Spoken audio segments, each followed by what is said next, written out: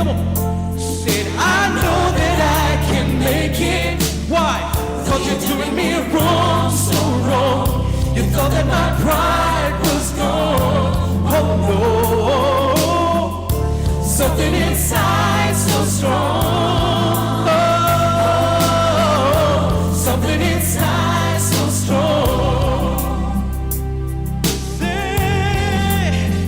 Says Big Elena, says Big Elena, helele, helele, helele. Something inside of me so strong, yeah, so strong, oh, so strong inside of me.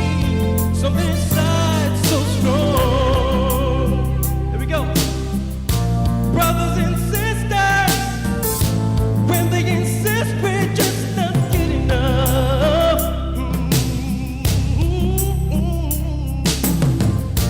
Well, we know better. Just look at me in the eyes and say, my brother, just look at me in the eyes and say, we're gonna do it anyway. We're gonna do it anyway. We're gonna do it anyway. Come on, let's stand to our feet. Come on, sing. Hey, hey. And I know that I can make it. Yeah, though you're doing me wrong, so wrong. You thought that my pride was gone. Oh no, something inside so strong. Something inside so strong. Said I know that I can make it. Oh, so you're doing me wrong, so wrong. You thought that my pride was gone. Oh no, and something inside so strong. Something inside so strong. Something inside of me that's so strong. Something inside so strong. Oh, something inside so strong. Come on, put your hands together. The power within. Thank you, thank you.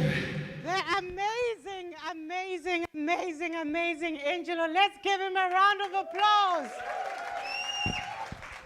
We indeed serenaded. There's something inside us so powerful, so strong, that as women, I'm talking to women today. I see you gentlemen, but today is our day. And this is so strong inside of us, enables us to catapult to higher levels as women. I would like you just to look into our screens just for this short video before we proceed.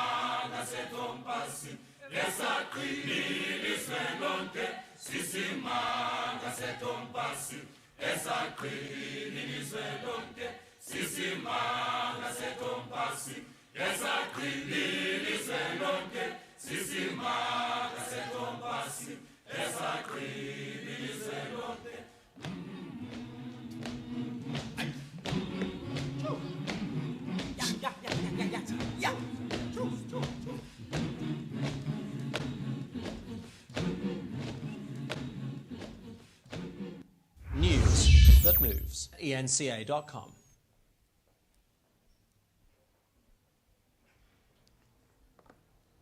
Ladies and gentlemen, I hope you'll agree with me when I say we are indeed walking in the heels of greatness. This video that we've just seen demonstrates the power that lies in women. Welcome to the Arise Women of Africa collaboration between the SSCN and the leading Like Mandela Institute. Welcome. Please put on your seatbelts, be seated, buckle up. It's about to get rough.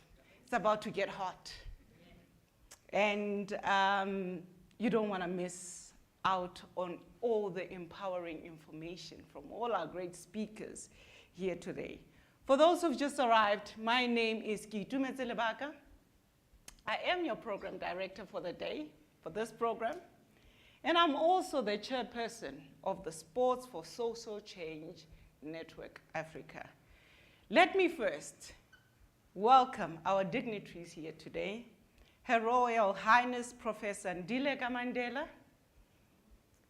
His Royal Highness Prince Kwazinkwenkosi Kwazwelithini, I think he's about to join us if he's not here in absentia. From the Royal Kingdom, let me also welcome Her Royal Highness Princess Ntandoyeningi Kwazwelithini, Ngunkulu Khupulang Lebakeng, Mr. Sia Gumede, Mrs. Mbali Gumede.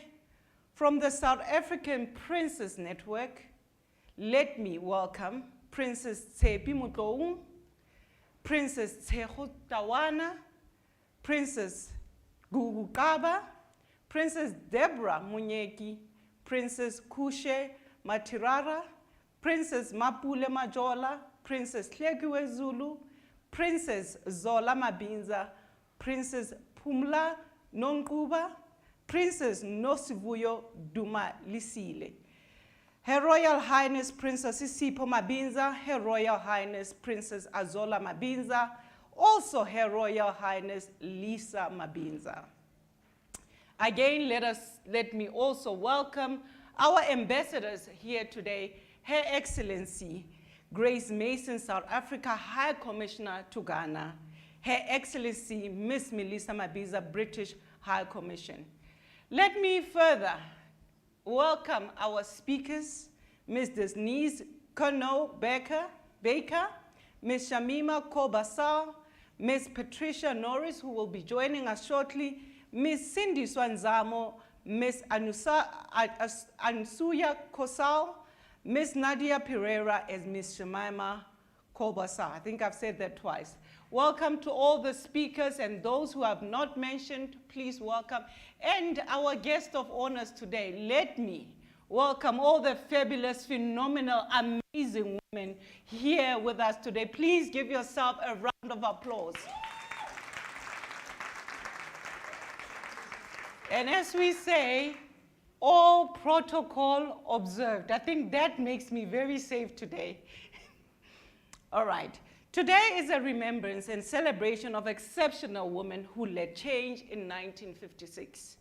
We recognize, among others, great leading legends, Lillian Ngoyi, Helen Joseph, Albertina Sisulu, Mama Sophie de Bruyn. It is on this day, in 1956, where over 20,000 women drew a line in the sand. They took a stand by marching to the Union buildings, a stand that would be the beginning of crafting a change, a way for women. Women have always been in the forefront of driving positive change in the country and globally. We equally today celebrate today's generation of exceptional, phenomenal women in this room today. Please give yourself a hand of applause.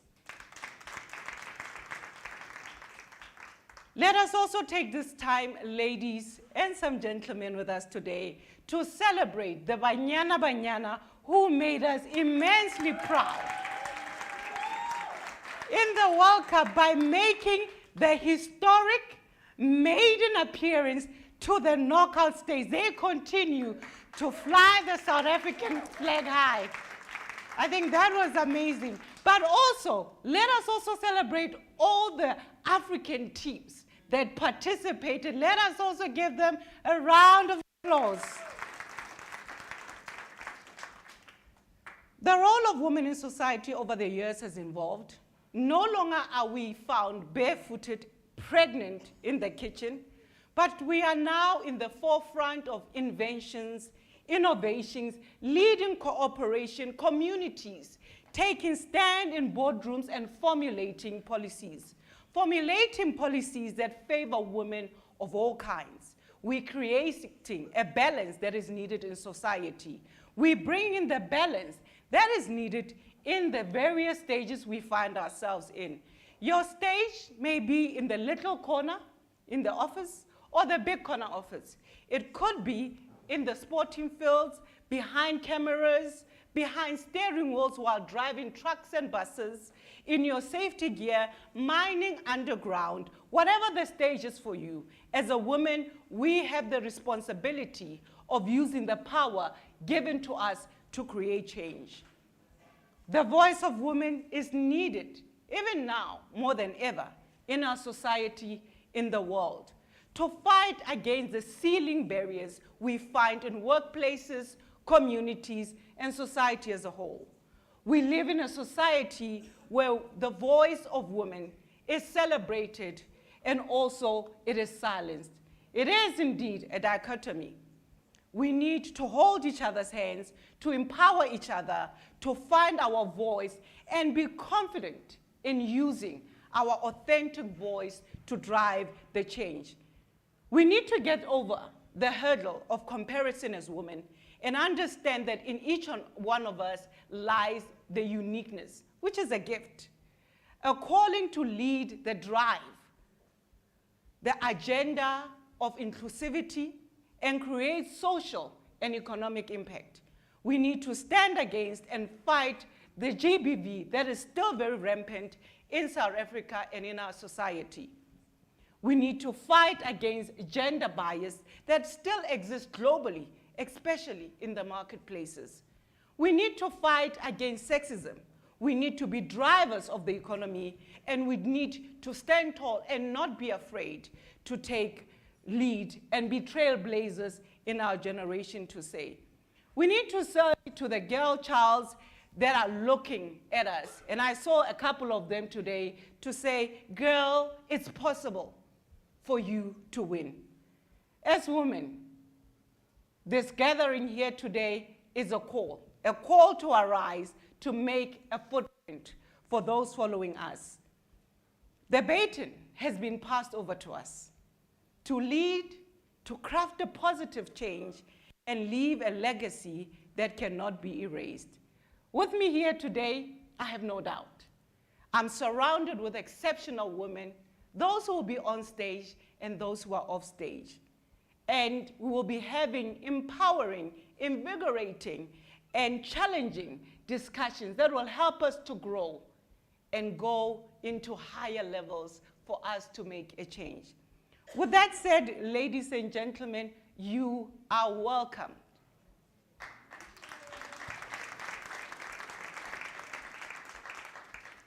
I'd like to call upon right now Ms. Naomi Madima from the Freedom Park, just to give us a message of support.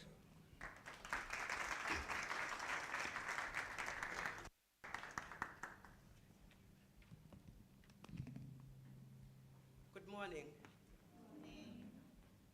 Good morning. My voice is very loud naturally, so I'm not sure whether there's an amplification, but right now I am sure. Wow, it is heartwarming to be here. Distinguished guests, ladies and gentlemen, it is a great pleasure and an honor to be here with you today.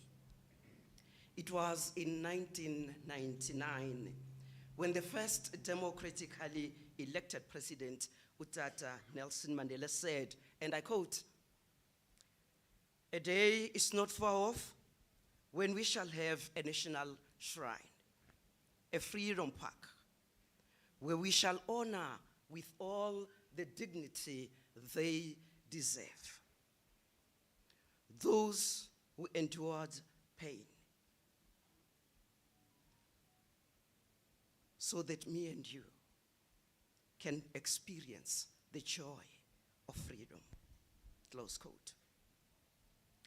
That was Tata Madiba, who was also a patron-in-chief of the place where we are today. After he had made that clarion call and envisioned what could become a place where we are all gathered today, Freedom Park was indeed conceptualized. And after conceptualization, it was envisioned. After being envisioned, it was realized. That is why we are here today. In 2016, a VC architectural magazine voted Freedom Park as the most architecturally, strikingly beautiful museums of the world.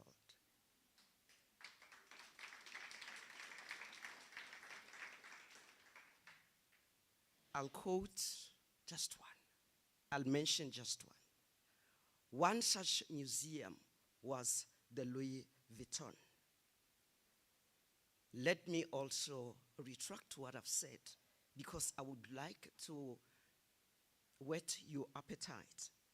Apart from Louis Vuitton, it was also rated amongst museums of the world, such as St. Gobain, Guggenheim, just to name but a few. Well, ladies and gentlemen, in 1918, I quote, freedom cannot be achieved unless the women have been emancipated from all forms of oppression. Today, the 9th of August, a national holiday in which we remember the more than 20,000 women from all walks of life who marched to the union buildings in defiance of oppressive past laws, close quote. That was by Tata Madiba. We hope as Freedom Park that the Arise Women of Africa Symposium that is being held on this historic day will try to alleviate some of the challenges still faced by women today. On behalf of Freedom Park, our CEO, Mayor Jane Mufamadi, esteemed guests, you are welcome. But before I sit down, it will be remiss of me if I do not challenge you to at least one day come back to Freedom Park and take a tour and see what I've just said in terms of Freedom Park being amongst the best museums in the world. I thank you.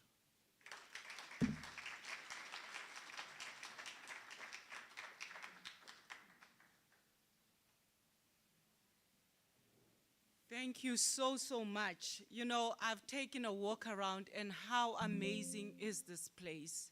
It is really amazing. So please, ladies and gentlemen, do take the invitation to come back and be able to look and go back into the history and the power that lies in Africa. The next stage that we're going into, I would like to call Dr. Azim. Dr. Azim is the Director General of United Africa Royal Assemblies and Chief Executive Officer of Leading Like Mandela Institute. He is a consultant and strategist who consults and advises across public, private, social sectors in sustainable development, governance, and leading and development. Now, Dr. Azem will be taking us through what was behind Arise Women of Africa and give us the great call for today. Dr. Azem, over to you.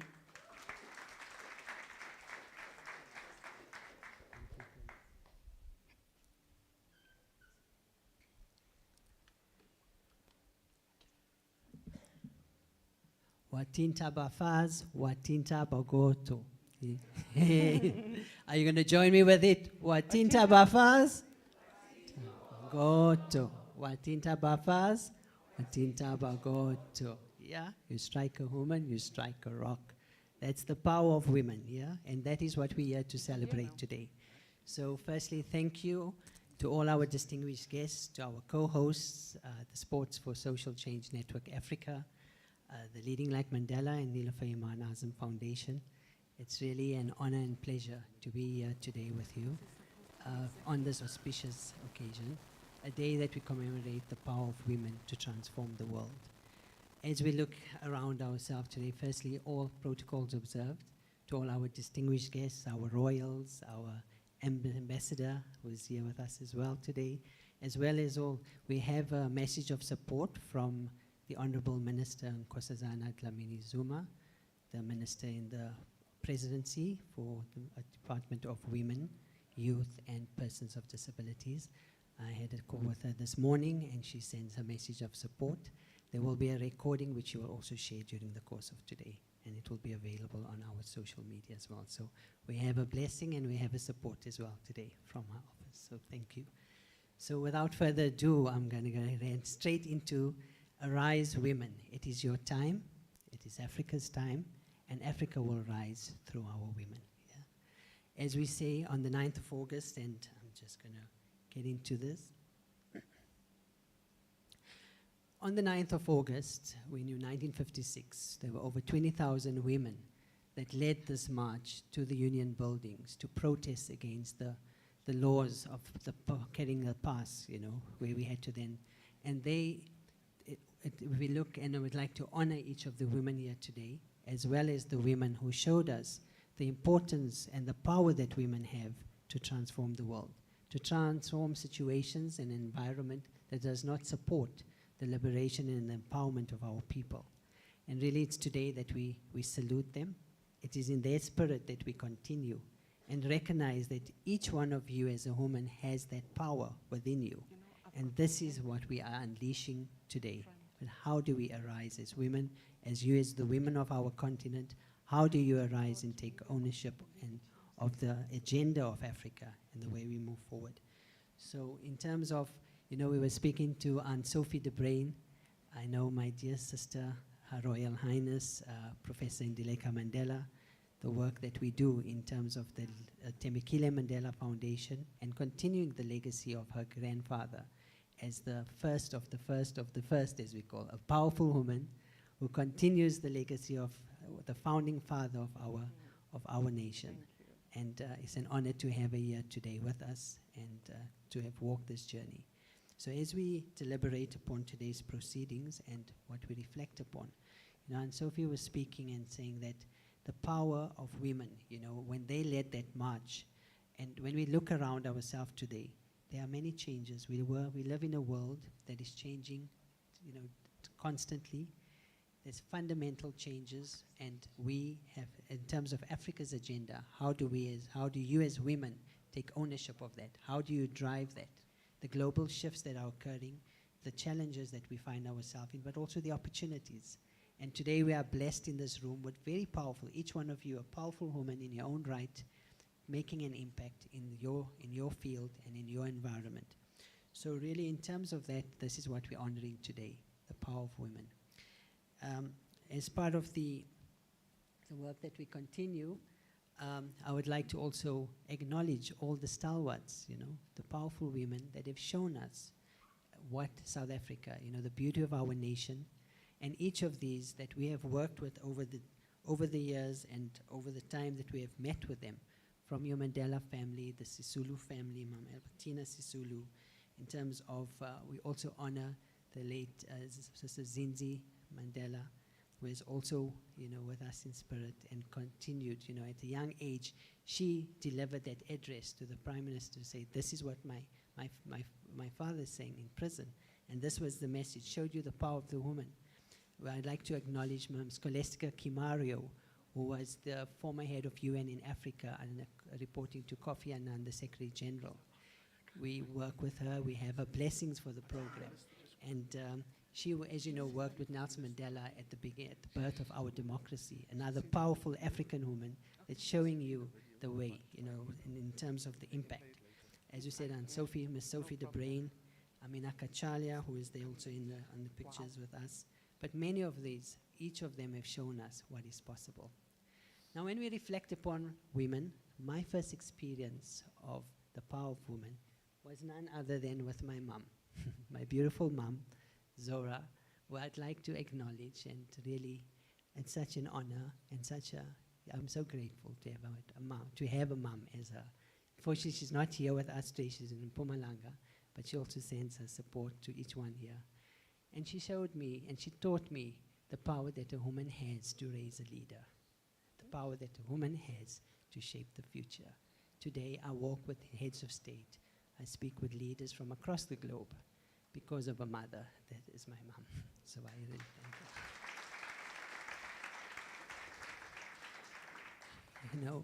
As my mom was born in a family of 9, her mom passed away when she was 15 years of age, and she was the eldest.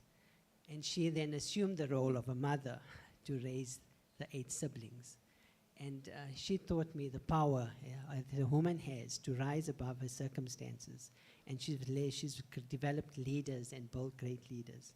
So really, it's an honor to have a mom as my mom. So the next woman that I would like to acknowledge is my beautiful wife, Asma, who's here with us today.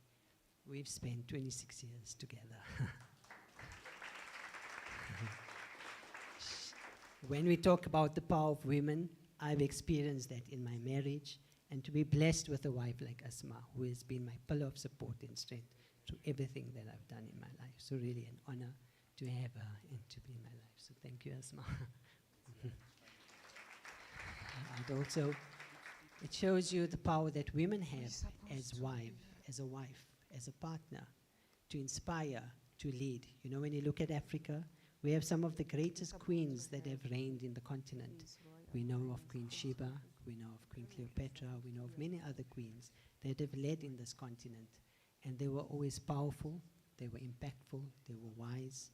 The communities under which they led and which they served as royals were powerful kingdoms and queendoms that until today, we will, forever, for eternity, we will remember those lessons from them. So that is the power that in terms of women.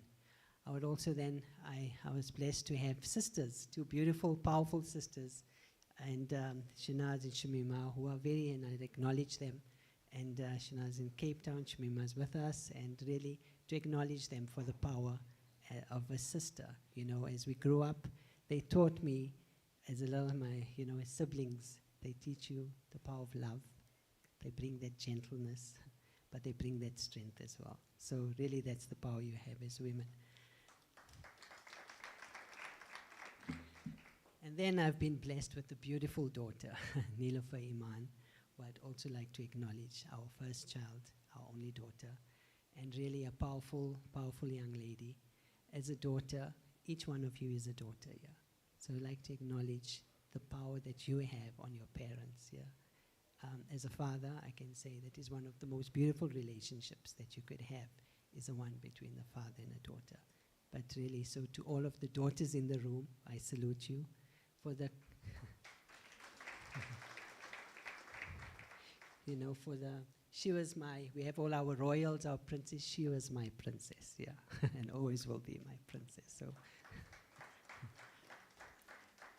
So in terms of the Leading Like Mandela organization, and this is one of the key, it was established with Her Royal Highness Professor Dileka Mandela in 2012 when we met with her grandfather Nelson Mandela and received his blessings to continue his legacy in leadership, because we realized the importance of leadership. And as women, each one of you is a leader. What we offer as the organization is leadership development programs, dialogues, training, think tanks, research, and we focus on sustainable development programs that will enable each one of you to lead and to unleash your potential as a leader. So I really like to thank my sister once again for having the courage, the vision, and the fortitude to be able to establish this program and to walk this long walk to freedom. So once again, salute the power of women in continuing these great legacies. As you know, Nelson Mandela is regarded as one of the world's greatest leaders of this age. And we are blessed as South Africans to have lived in that time, to have served, to have been honored, and to have the blessings of his leadership that we still continue. And as our honorable speaker from Freedom Park, Ms. Naomi, mentioned, that it was his vision, Freedom Park, this is where we are here today, the freedom. So as women, thank you. So your power to arise and the power of freedom, the freedom that you have as women to unleash your potential. And this is what we focus upon. So in terms of the program, Africa, when we say Arise Women of Africa, what is the vision for Africa? And this is a key aspect, as we are aware. We have Agenda 2063 that have the various aspirations, the 7 aspirations of Agenda 2063. And women is a key aspect, the development. Well, women play a role in every aspiration, firstly. Because women serve and perform functions and duties and lead in every sector across the continent, be it from a political sector, be it from in terms of the private sector, in terms of civil society, in terms of academia, and from family and communities. So really, Agenda 2063 is the vision that we have for Africa over the next, it was established, it would have been a 50-year vision. We have 40 years left, to achieve that. And for it to be fully achieved and attained, it is through you as women, because you are half of the population of the continent, a very powerful half that gives birth to the continent, that gives birth to the people of the continent, that gives birth to hope, that gives birth to leaders, that gives hope to vision that we are able to do this. You are the future, and you build the future. So in terms of Agenda 2060, we work with global leaders in terms of the leading like Mandela, and one of them being a dear sister who also worked with us, was currently the CEO of NAPED, Ms. Nardos Bekile Thomas, when she was the resident coordinator of the United Nations. So we also honor her as a strong woman. And in her, on one of our events, she spoke about how her mother, had raised her. There were 14 children, and how her mom had raised her to be such a powerful leader, that today she is the CEO of NAPED, and she was a resident coordinator for the United Nations. So we honor all the great women that we engage with. And really in terms of SDG 5, as you know, we are focusing one of the 2030 vision that we have in terms of the Sustainable Development Goals, SDG 5 in terms of gender equality, in terms of the power of women. And this is, as part of that, we had also in 2018 partnered with the United Nations, the Africa Forum, which are the former heads of state in Africa, specifically to drive sustainable development and to develop leadership in the continent and further afield. And it's in that regard that, with Amina Mohammed, and sorry, I just want to get into the presentations further. As we celebrated that, we had Amina Mohammed, the Deputy Secretary General, delivering the keynote when we launched Leading Like Mandela with my dear sister, as well as our Nilufer Iman, my dear daughter, who is our youth ambassador for Leading Like Mandela. She graced the stage, and she, at every platform from the tender age of 2. So it shows you the power at a young age that you as women have to be able to influence the world, to be able to make an impact. And we're really grateful for this. And over the time, as you see, she's out with Amina Mohammed, along with my sister and I, and my son Sajid was here. It's also important as the young boys to support and to be there for our women, to recognize it. It's important. And then in terms of the launch, so a bit of Nilufer Iman. Nilufer Iman Foundation was established to continue the legacy of Nilufer Iman. She was a young lady. This was with Indileka Mandela when they led the march and the protest against gender-based violence in the country. It said, not in our name, yeah, at a tender age. And it was from that when I recall Professor Indileka Mandela, we were at the union buildings and she called the president and said, Presidency, you have to take this memorandum from us as women. And from that was the first summit that we had in the country for gender-based violence. So I like to salute her for a remarkable work. Thank you again. You know, and once again, as I said, we had young Nilofer standing alongside, walking alongside us there. So in terms of and Sajid, the little one who's there, not in our name, and he's here, so I'd like to acknowledge him as well for all his work. He was also blessed to, when Nelson Mandela, when we celebrated Nelson Mandela's 94th birthday at the Nelson Mandela Children's Fund, he was selected to cut the cake on that. So it's also a very special bond that we have with this legacy. What I would like to, in terms of the work, one of the projects that she's been involved in that we had begun, that's when I first began working with Professor Ndileka Mandela, so when we built the Children's Hospital. So once again, the importance for health in the continent. As women, how do we support the health of our children and of our women? How do we rise through our physical, mental, and emotional health? And on our panel, we have panelists who would be addressing that particular theme as well. And I thought it's important. So at a young age, Nilofer was 8 years old when we were working on the Nelson Mandela Children's Hospital project. And she opened a conference, and I'll actually put it out here. That's with Sibongile, the project manager, and Professor Mandela. She opened the conference and led the deliberate at a young age. So it's showing you again the power of children. And she would often say, she said, you know, regardless of what you have, you can share love. And that is the greatest power women have, is that love and compassion which the world needs so much today, yeah? To be healed through love and through compassion. And with that, we had the conference, she opened the conference, and you know, we had recognizing the various diversity in our primary healthcare programs, as well as in terms of health and well-being. She would like that, she would often, and you know, she would light the lantern, she symbolizing hope and light, yeah? And when we unveiled this statue for children, called the Hope Statue at the Nelson Mandela, at the square, Nelson Mandela Square, with Professor Mandela, Yvonne Chaka Chaka, and other dignitaries, UNICEF, she was there as well to unveil the Hope Statue for children, showing us the hope of a little girl child. And that is the power that we have as women, that you have. She's graced various events, various programs, the youth. She was very passionate about the environment, and that is some aspect that we continue as well. Just want to see in terms of the clickers. I'm just having a better. Okay, yeah. She was passionate about the ocean. She spent much time to save the oceans because she saw the interconnectedness. So through this relationship of my little daughter, I've realized many aspects of life that women bring. One in terms of love and compassion, the other in terms of hope, in terms of education, health, in terms of recognizing the interconnectedness of all life, the importance of our environment, the effects of climate change, and you know, how do we take care of the environment? She was meant to study marine biology, and her legacy continues. We're working with one of the organizations. So as she's walking, maybe walk a little longer with me on the beach, yeah.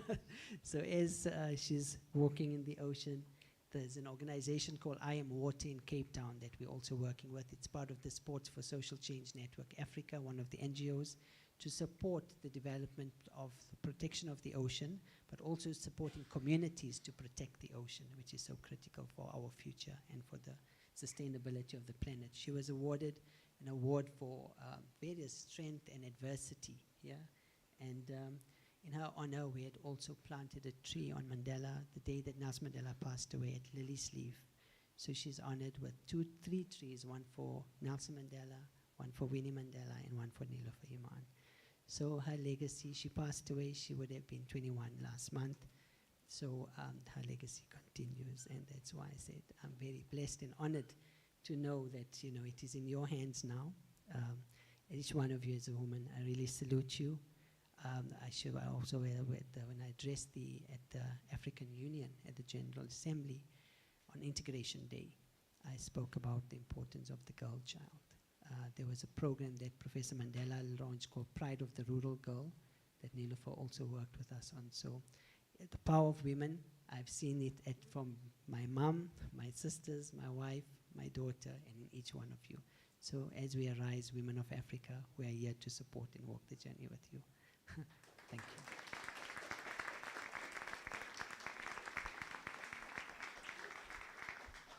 Thank you. Thank you very much, Dr. Zam.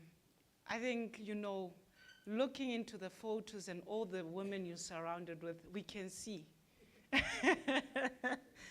that, the greatness really transcended and led you to greater paths. Really, thank you so much. We have been given a call to arise and in the potential within us. Thank you very, very much. And, I do see the great work that Leading with Mandela is doing, and really, we're right behind you.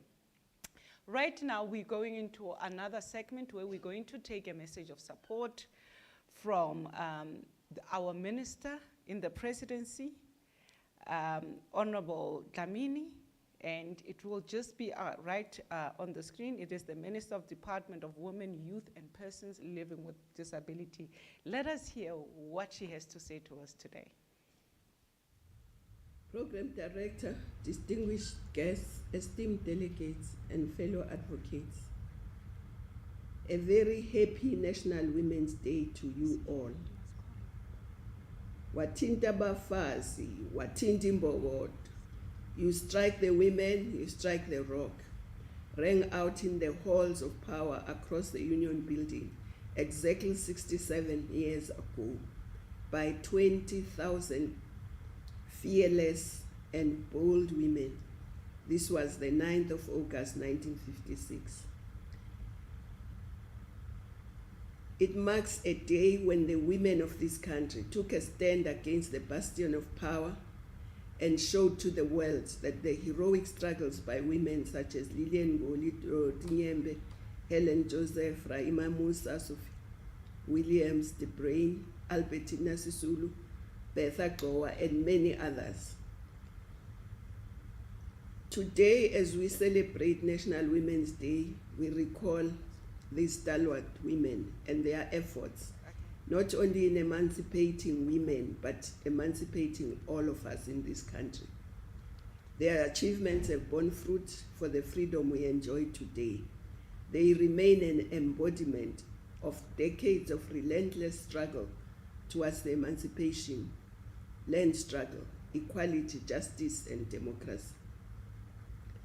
The National Women's Month marks their sacrifices and inspired by their courage to continue fighting for equality, justice, and fairness.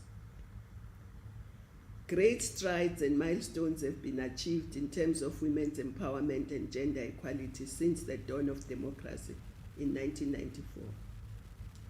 The representation of women at the political decision-making level has been lauded and one of the significant achievements in this country and on the continent. However, in recalling the stalwart and heroic women veterans of the past, we must not forget to pay tribute to the courageous and bold attempts of women today.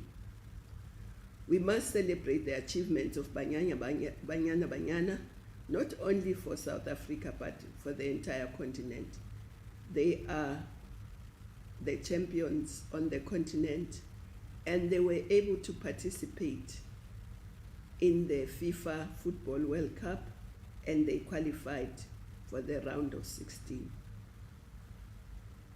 Banyana made history as the first South African women's national side to qualify for the round of 16 at a Football World Cup. There is no women's football league in this country, and yet there is for men. women earn less than men. We must continue to call for support to transform women's football and other female sporting codes in the country. We have women who win gold for the country but take home less earnings than their male counterparts. There are women with disabilities who excel in different sporting codes, yet not enough support is provided to children with disabilities in sport. We need to constantly raise awareness and strongly lobby for transformation in sport and through sport. I'm also proud to say that we have just hosted the World Netball Championship in South Africa over the past 2 weeks, ending on the 6th of August. It is indeed a truly glorious tribute to the women of this country that such an auspicious occasion are taking place in the month of August. Distinguished guests, a second edition of Arise Women of Africa Symposium, hosted by the Sport for Social Change Network Africa, in partnership with Leading Like Mandela, serves as an inspirational platform that underscores the power of unity and collaboration in the championship social progress. As the minister in the presidency responsible for women and persons with disability, I'm actually aware of the myriad of challenges that face our diverse communities every day. Yet, I'm equally conscious of the incredible potential that resides within each individual, waiting to be harnessed and unleashed. It is in recognizing this potential that we find the essence of our collective mission to empower, uplift, amplify the voices of those often marginalized and overlooked. The theme of this symposium, Arise Women of Africa, resonates deeply with the spirit of resilience that characterizes our people. In a world that has undergone profound transformation, we have witnessed women breaking barriers, glass ceilings, youth shaping narratives, and persons with disability conquering their limitations. The journey is ongoing, but the progress we have witnessed is undeniable. It is a testament to the indomitable spirit of Africa, especially African women. Through innovative partnerships like yours, we are reminded that transformational change is a holistic endeavor. Sport has the power to transcend boundaries and challenge norms, sparking conversations that foster understanding, equality, and inclusion. Our work is far from being over. We must persist in our efforts to dismantle the systemic barriers, to provide accessible education and healthcare, to eradicate gender-based violence, and to ensure economic opportunities for all. The path ahead may be challenging, but we are fortified by the collective will and shared determination of our people. I commend the organizers, the participants, and all those who contribute to this symposium. Your presence is testament to your dedication to a brighter, more inclusive Africa. Let us use this gathering as a catalyst to ignite change, inspire action, and accelerate progress. In closing, I'm reminded of the words of Nelson Mandela, who once said, and I quote, "Sport has the power to change the world. It has the power to inspire. It has the power to unite people in a way that little else does." Close quote. Let us harness this power, and together let us rise as women of Africa, youth of Africa, and persons with disability of Africa to build a future that reflects the true essence of our continent. Malibongwe.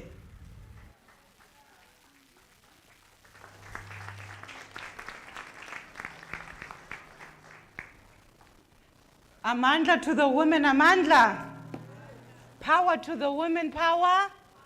Matla to the women, Matla. Yeah, I think the speech really touched on some of the important issues facing us as women, but most importantly, is just to know that we may be in the journey, but we long from where we need to go. And with the resilient women in this room, and those also joining us online, I am confident that we will make the change that we need to make. Let me also, at this particular time, acknowledge Her Excellency Grace Mason, South Africa High Commissioner to Ghana, who's joined us. Thank you very much. You are indeed welcome. Like I said, you know, today we've got trailblazers. We've got women who have made changes in various stages. Women who've sacrificed with their lives, their times, to make sure that there is the change that we need to see in our country and globally. Next up, we are going into our keynote address. It's a woman I admire myself. She is the eldest grandchild of Nelson Mandela. She is a writer, social activist, and head of the Tembekile Mandela Foundation in South Africa. And she is very passionate and focuses on issues of education, health, youth, women development in rural villages. Ladies and gentlemen, let us welcome Her Royal Highness Professor Ndileka Mandela to the podium.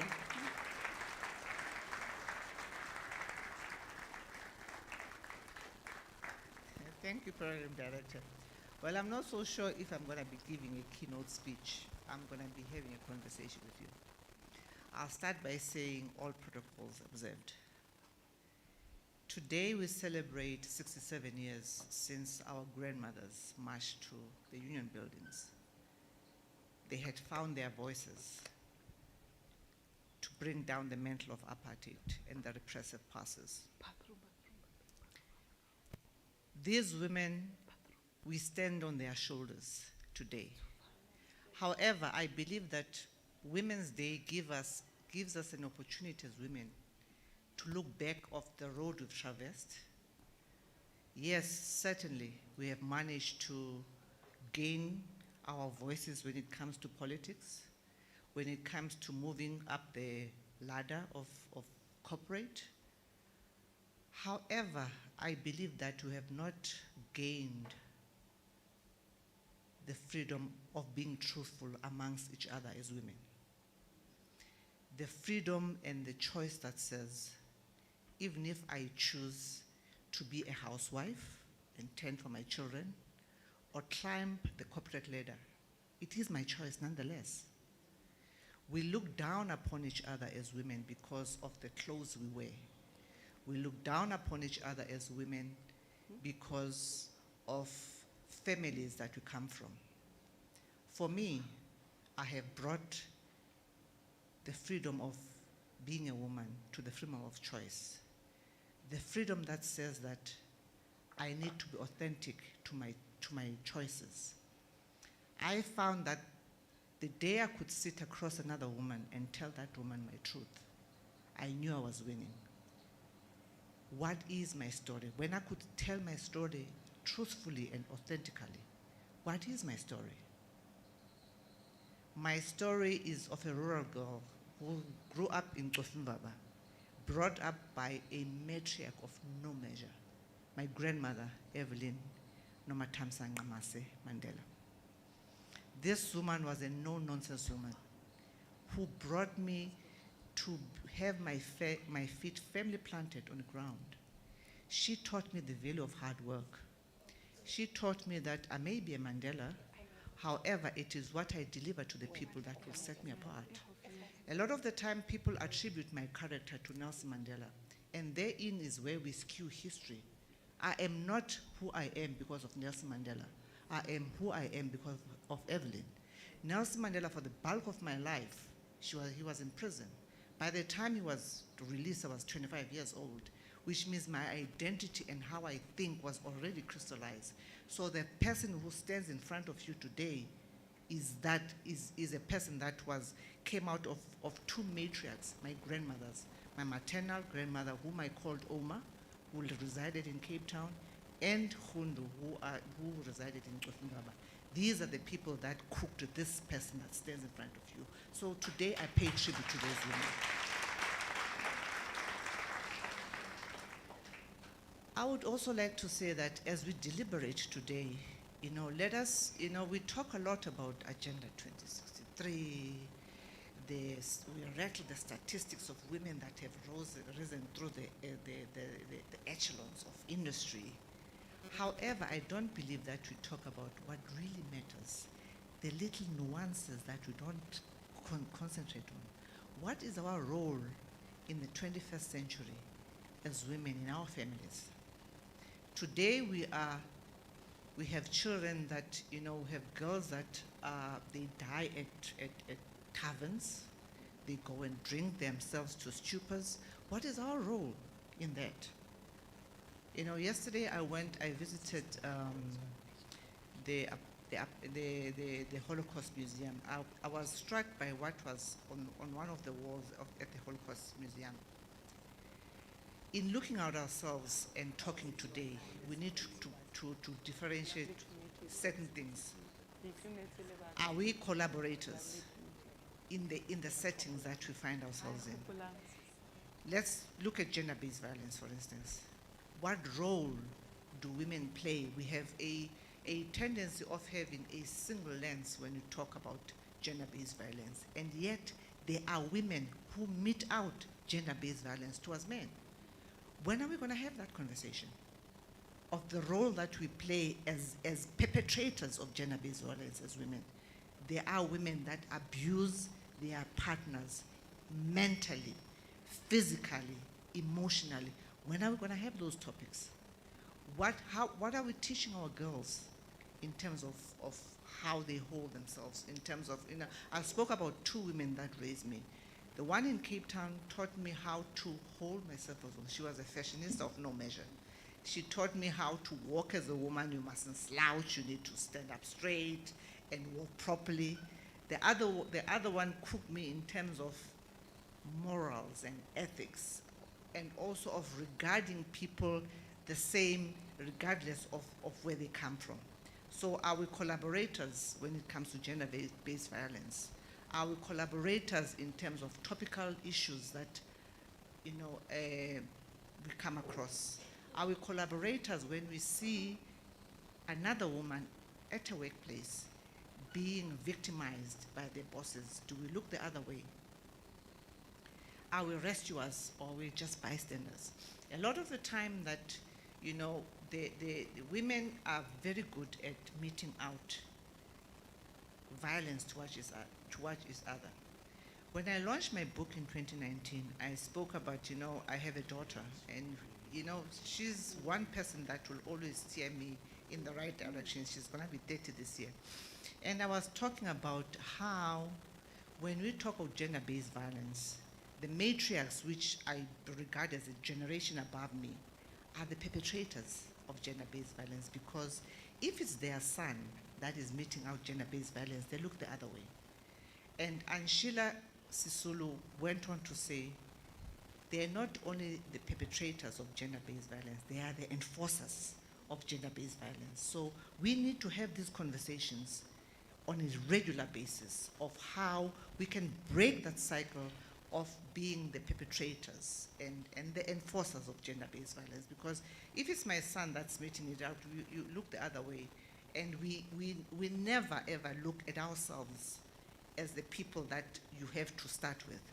I consider a family as a microcosm of society.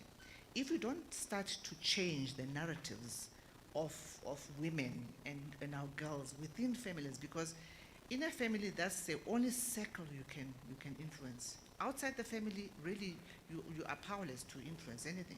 So we need to start to have these conversations on a regular basis of what do we talk about when we have these sessions of Women's Day, because this is where we have to look back. Yes, we've gained the freedom of emancipation and of hearing our voice. I have also a teacher. My teacher is the Mandela Foundation. It's become my parent because I've lost my parent, I've lost my grandparent. The Mandela Foundation keeps me on the path of authenticity. It teaches me every day to look at another woman and know that her struggles are my struggles. If I don't find solutions from my struggles, or I won't find solutions for her struggles, which is why the Tembekile Mandela Foundation, one of our flagship programs is Pride of the Rural Girl, where we collect funds to make sure that girls attend school when they menstruate, because menstruation is nothing rather than a rite of passage, and yet 3 million girls in South Africa don't go to school when they menstruate because of a lack of sanitary wear. I never thought that there was a lack of sanitary wear would actually impede a girl in participating in school, yet it does. Each girl loses 5 days a month from a lack of sanitary wear. Compounded over 5 years from grade 8 to 12, you will find that this one girl that did not have sanitary wear has spent a year. That compounded of that comes to 1 year, which means that the girl learner will not be able to perform optimally when they sit for the matric exam. So we might look at it as something small, that is just sanitary wear, but the amount of work that they miss when they don't go to school is immense. We have 3 pillars at the Tembekile Mandela Foundation: health, education, and youth development. On the health side, I've already spoken about. On the education side, we leverage off the 4th Industrial Revolution, which is computer labs, science laboratories, sports fields, and libraries. However, if you all have, with all these amenities, even if you can have all of them, what good are they if the girl learner is not in class? Because they are outside, which is why we believe that by keeping a girl learner in class, providing them with sanitary wear, it will then make sure that they perform well and they are able, as Granddad said, they are able to change. Education can enable you to make a change in your family. Youth development is leading like Mandela. That's my last point. With leading like Mandela, when my brother Liakat approached me to say that, let's start this program. And he said, no, we'll go to captains of industry, this and that, or heads of state. I said, well, you can go and do that. I'm interested in the youth because I believe it's only the youth whose minds you can change. If I look at my grandfather, he became the leader that he was through watching Tribal Council as a boy of 10 years old. And he would watch King Jongindaba listen to each and every isbonda from his lalin to come to a decision. That's how he became a consultative leader.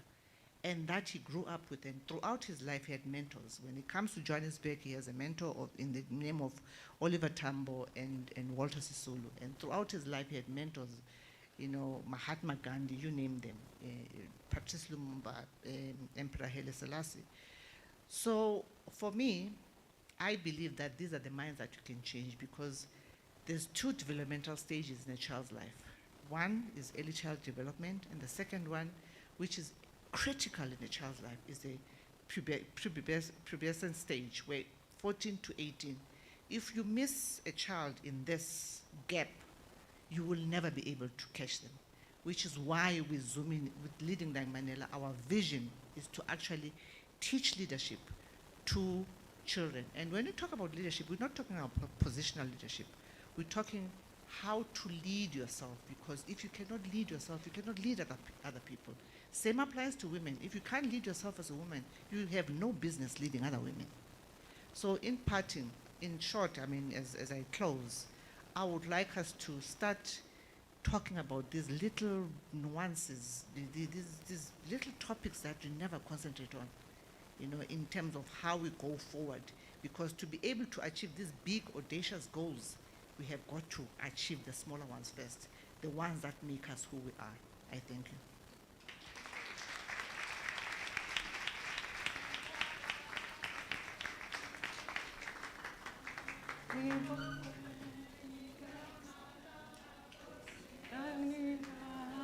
Malibongwe, Malibongwe, Malibongwe,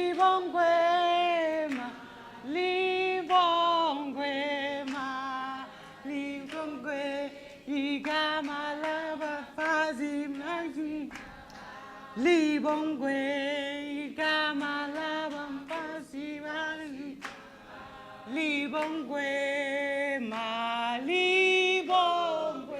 Malibongwe, Malibongwe. Amandla. Power to the woman. Thank you very, very much for those words, Professor Ndileka. You know, you just touched on some important issues. You know, the point of self-leadership, very, very important. As we go and change worlds, we must change ourselves as women. You know, one of the things that really touched me as I was listening is the embracing the freedom of being a woman and having the power of choice and not judging the choice of the woman next to you. Thank you so very much.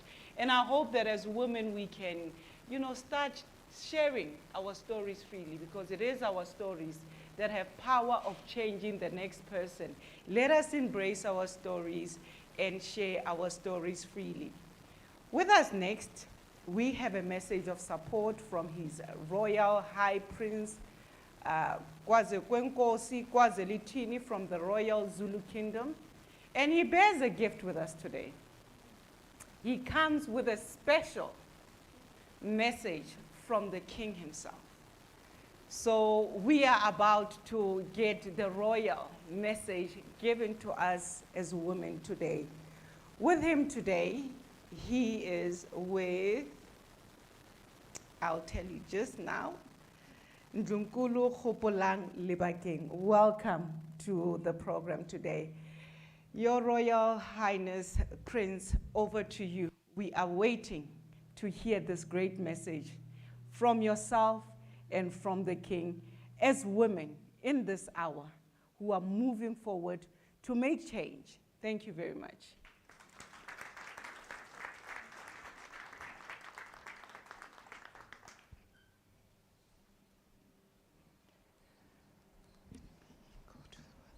Sanbonani.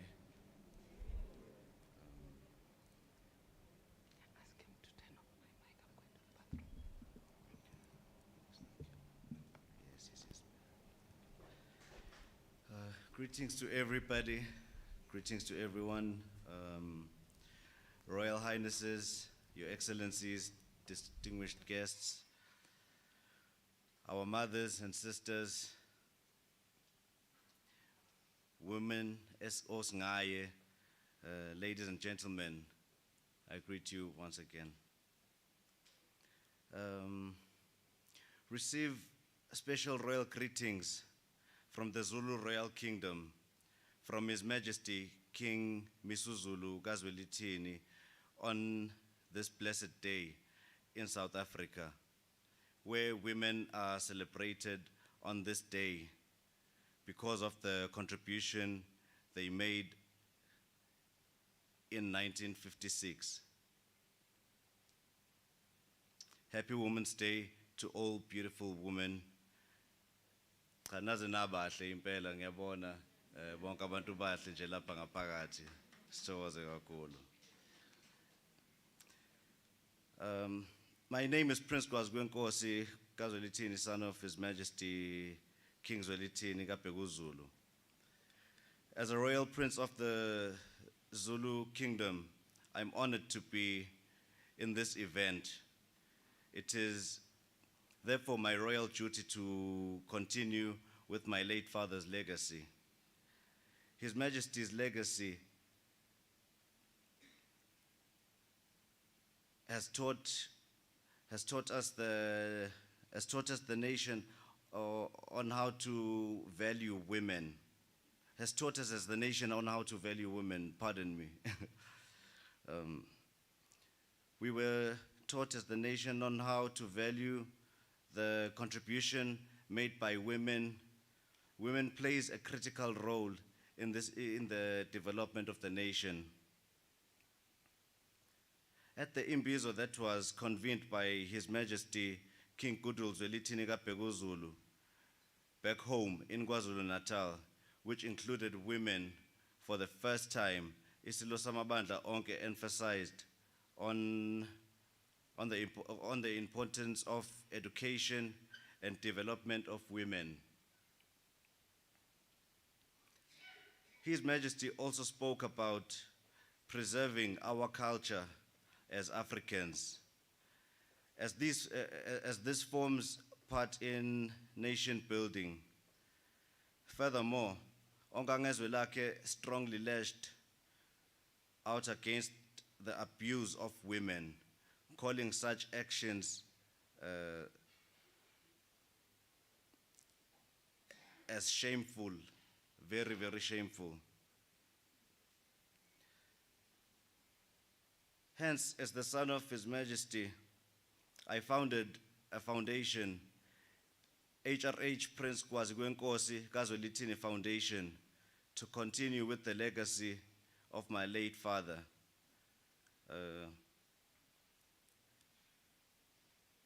So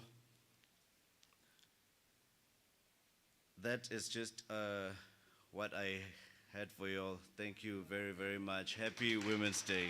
Happy Women's Day. Nabesin. Still was a kakhulu. Happy Women's Day.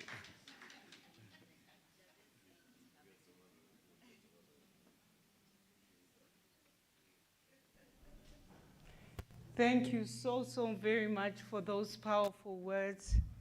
And we are now moving into the next exciting session, which is the panel of discussions.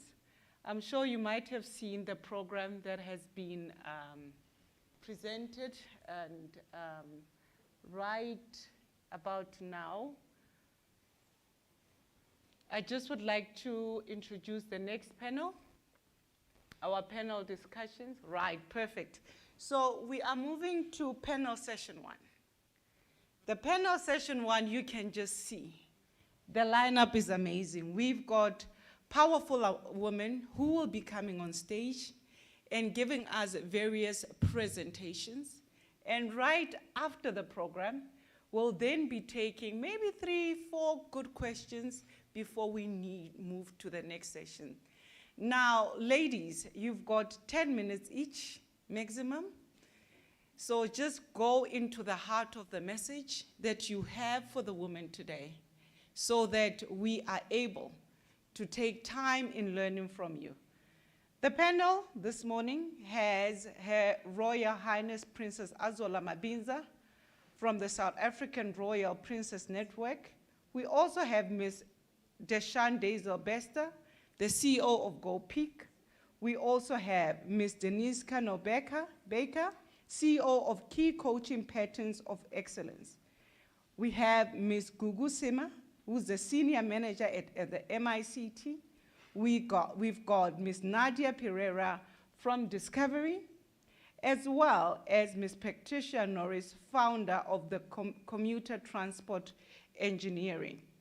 Now, these ladies will be taking us through the topics of breaking barriers and building bridges, leadership and representation, technology and innovation, health and well-being, education and empowerment. And we all know that as women, these are important discussions and topics that we need to delve in if we are to make a change and impact society as a whole. Like it was said earlier, we have a long way to go.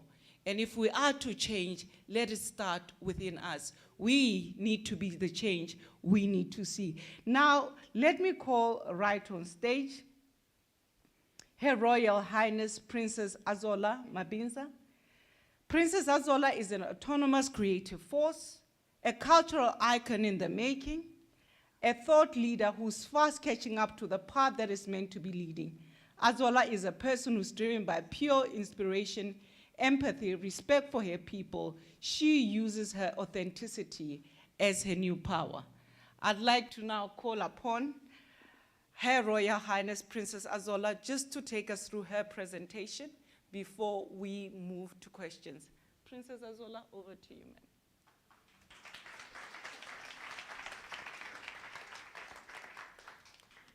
Good morning, everyone. Should I say, oh yes, still morning. It's a really great honor to be here, all protocols observed. I'd like to thank the Leading Like Mandela Foundation for, honoring me to be here to speak this morning. And I do not walk alone. I work with others.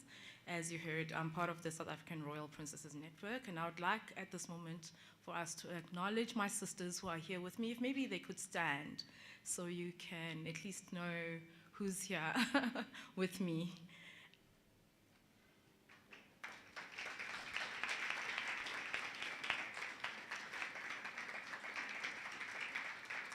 Thank you, Makosazana.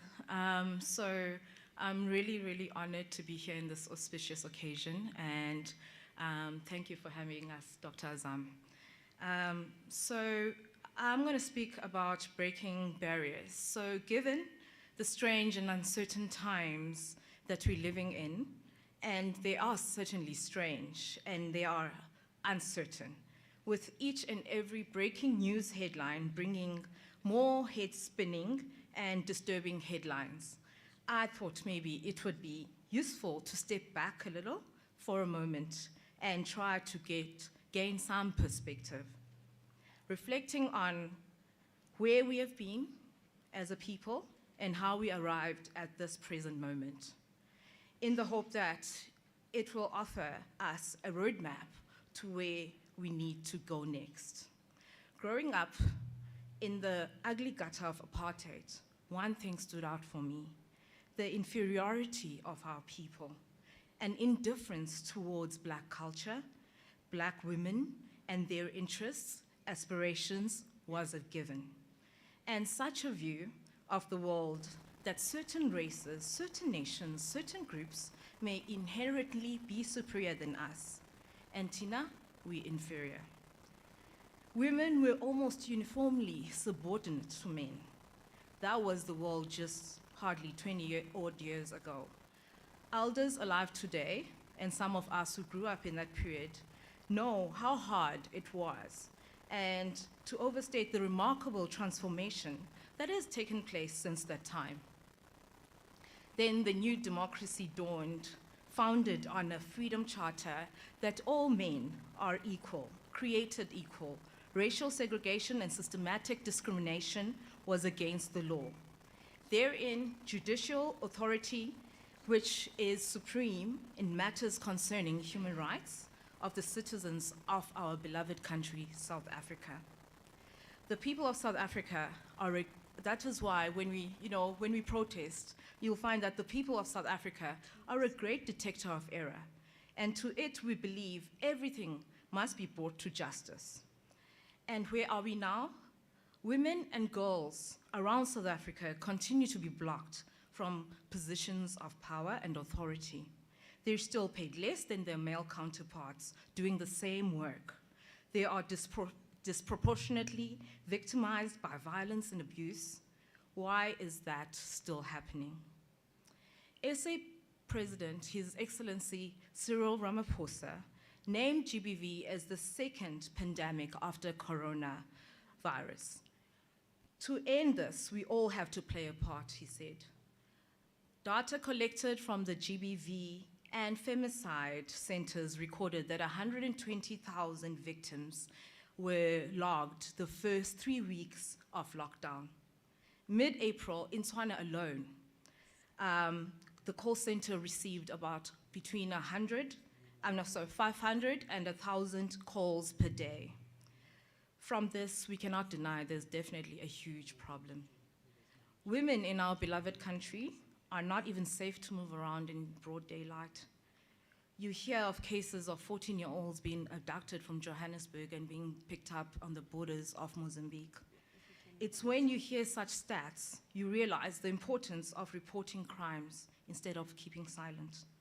When you remain quiet, you're on the side of the oppressor.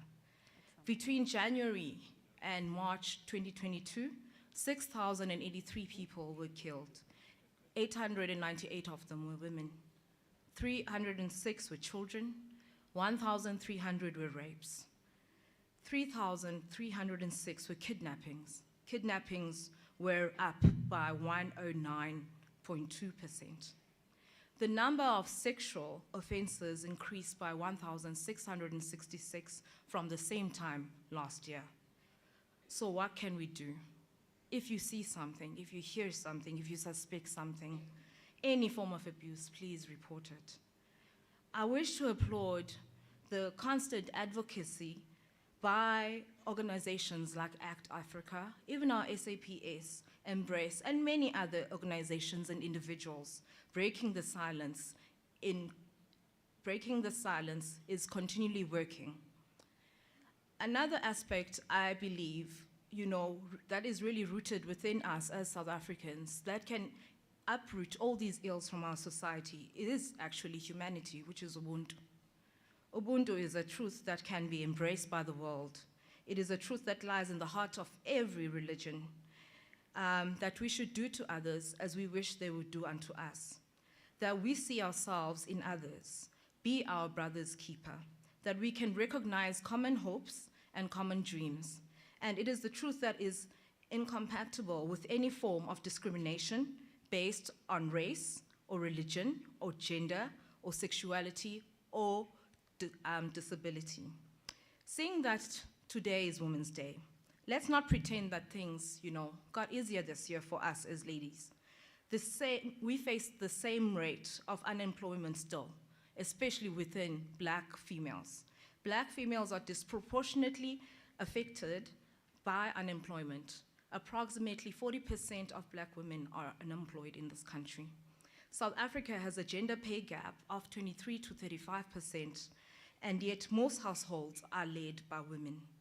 This South African gender pay gap exceeds the global average of 20%, meaning women earn around 30% less than men with the same level of qualification, skills, and experience.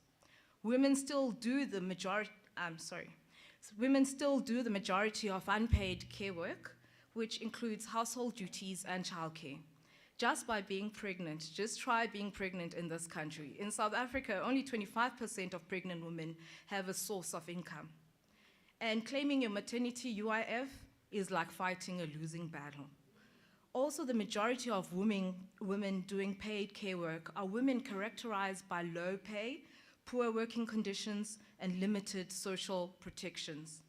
We need a comprehensive working social security system that also recognizes and includes women who are employed in the informal economy and those who are self-employed. In as much as we have career guidance in schools, I believe therapy counseling needs to be made available to our young women. That's why teenage pregnancies are so many these days. For them, they need to be able to build the best relationships with themselves. We also need firm advocacy for normalizing period education and keeping the girl child in school with education around teenage pregnancy and reproductive health. GBV is violence directed at an individual person based on sex and gender equality. Pregnant women, girls, transgender, non-conforming persons face increasing levels of vulnerability to violence because of gender discrimination, including their health systems. The prevalence of obstetric violence is enabled by gender and social economic inequalities and patriarchal gender norms. Violence committed in reproductive healthcare settings should be considered a serious violation of human rights. We need many ways to improve birthing experience for women in this country, like informed consent for medical procedures, labor companion of choice, effective pain management, mobility in labor and birthing positions of choice, access to medical records, respectful, effective communication, access to network of reliable referrals, regular monitoring and care of the mother and baby, discrimination-free services for all birthing persons. We also need rigorous dialogues about obstetric violence and women's sexual reproductive health rights. And recognizing obstetric violence as a form of GBV is an important first step. We need to ensure the protection of women during pregnancy and childbirth. Take decisive actions against perpetrators of GBVF and forced sterilization, ensuring redress for victims of sexual and obstetric violence. Ensure Chapter 9 institutions and health professionals, doctors and nursing councils intervene to guarantee investigations into the allegations of GBV and coerced and forced sterilization. Yet in all of these, we see South African women, you are all making some bold-ass moves. Girls, next time you see a sister making some effort despite the low blows we've got this year, celebrate her. Span the world to celebrate her. And if you're that queen, be her main supporter. A question we need to ask ourselves is, what have we lost in the name of progress? What have we lost in the wake of all our successes? Trafficking our own, like forced criminal activities, trafficking our own for sexual exploitation, trafficking our own for forced labor, trafficking our own for removal of organs. This is not Ubuntu. As Africans, we are defined by our compassion and kindness towards each other. That's what the world knows. We need to live up to that. Women's Day honored the women. Today, it's Women's Day, and we honor the women of 1956, where 20,000 women protested against carrying of passbooks.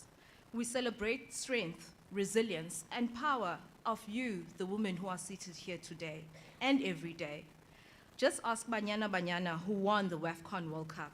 Are they not an example of girl power? Didn't them clinching that victory in that match to qualify for the 16th round instill a sense of pride in all of us? You see, political division based on color and discrimination of gender is entirely artificial. And when it disappears, so will the domination of one gender group over another.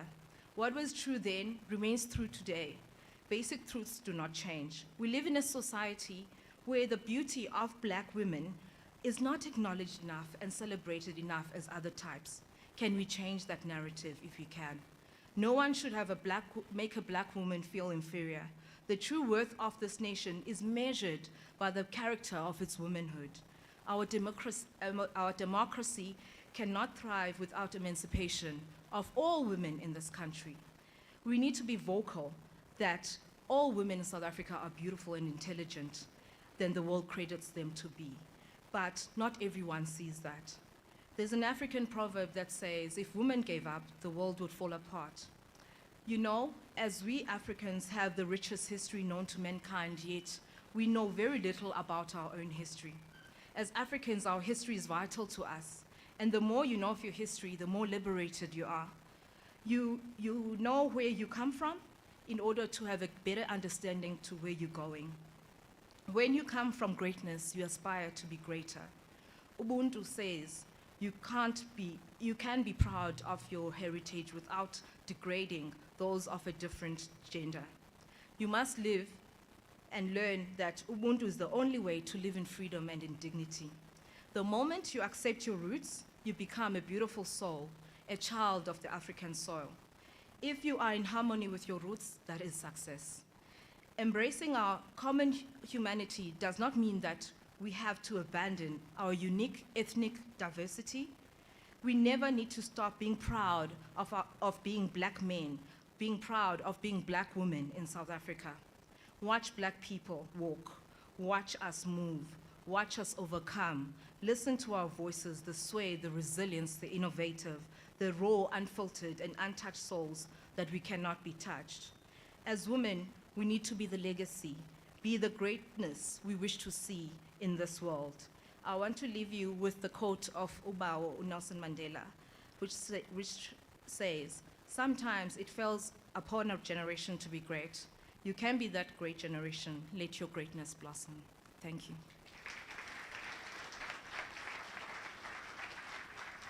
Thank you very, very much. If you can just take the seat. Thank you very much. I'm not going to take away. I know we're running a bit behind program. We're going to call our next speaker, who is going to give us the next powerful presentation. Mrs. Deshande Sylvester is one of South African leading female mountaineers, co-founder and CEO of Go Peak, leadership strategist, coaching support for fast-growing African startup and NGO.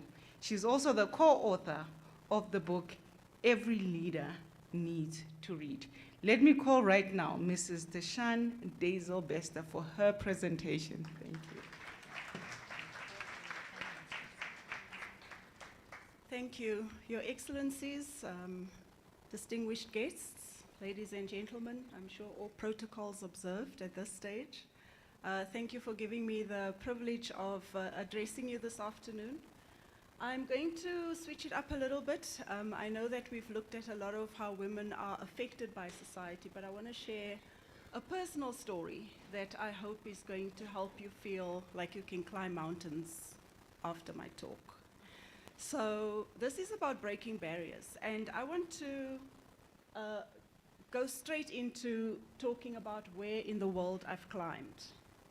So you can see on that map, one of the things that I'm described as is a high altitude mountaineer. Now, high altitude climbing means that you're climbing mountains that are mostly about 5,000 meters and above. South Africa doesn't have mountains that are 5,000 meters and above, so it typically means we have to go and climb in other parts of the world. I was honored to be on the team of South Africans, the first team ever to take our new democratic flag to the top of Mount Everest in 1996. Thank you.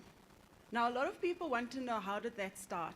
I'm not going to give you too much detail, but I want to say that it is the power of a grandmother. So I want to honor her this morning and say that if it wasn't for the fact that she kind of had a crush on Edmund Hillary, I suppose, Edmund Hillary got to the top of Everest in 1953, and for her generation that was big news because we were part of the Commonwealth, and that's how I got to know about Mount Everest. But as you can see on the map there, I've climbed other parts of the world: Russia, Alaska, the French Alps, South America. I've been to the top of Kilimanjaro 5 times, 2 expeditions to Mount Everest, and so on. So I've been all over the world climbing, and so you will forgive me for thinking that I can get any audience to feel a bit high when I'm done with my presentation. So this is the grandmother I want to talk about. Her name was Lydia Johanna Victoria Gertsen. You don't have to remember that. I also want to say to people who see my surname that I'm no relation to Thabo, just in case you were wondering. But this is the grandmother who introduced me to Mount Everest, because for her and her generation, this was big news.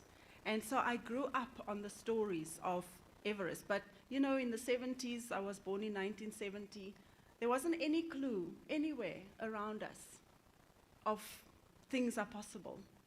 So I want to say to all the young women today, dare to dream. If you look around your environment, that is not the evidence of where you could end up. Because I just remember in the 70s, we had state of emergency.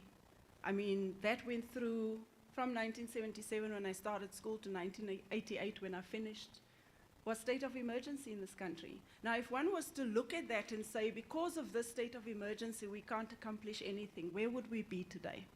So fortunately for me, that grandmother had a role to play in creating a future picture for me. And she never, ever made it feel like it's not possible.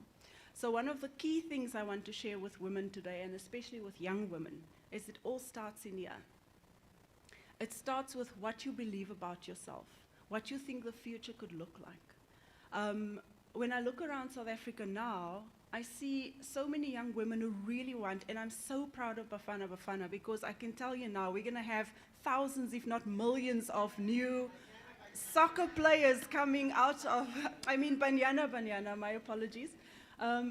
New female soccer players coming through, because they can see themselves, they can see someone who looks like them, they can see someone who's accomplishing something that is possible for them. So as a mountaineer, I'm kind of on the edges of sport. This is not a sport that people know about. It's not a competition sport, so you don't get to watch it on TV like you get to watch a lot of things. But it is a thing that has driven my drive to break barriers when I was a youngster. And I've always known that at least I'm going to see this mountain with my own eyes. So there's Edmund Hillary, who's been sort of like an early early role model, as it were, because there weren't any people around us who were role models for this. And so I had to find some inspiration with other places. Heidi, I can't believe it's coming up like this here, that, that slide looks different on the computer. But Heidi and Tintin played a strong role because there weren't humans that I could look at around me to say, like, how do you climb Everest? Does anyone know about mountains? So it is an extraordinary thing to grow up in the 70s in apartheid South Africa with this idea that one day I'm going to look at Everest with my own eyes, but there's just no evidence. So faith is the evidence of things hoped for and not yet seen. So my question is, what are we hoping for? What are we hoping for? Or are we speaking things as they are now? Because I can guarantee if we're speaking things as they are now, then we are going to see the negative. Because you see it on the news, you hear it everywhere. When we have conversations, we just say how things are now. So I want to encourage you.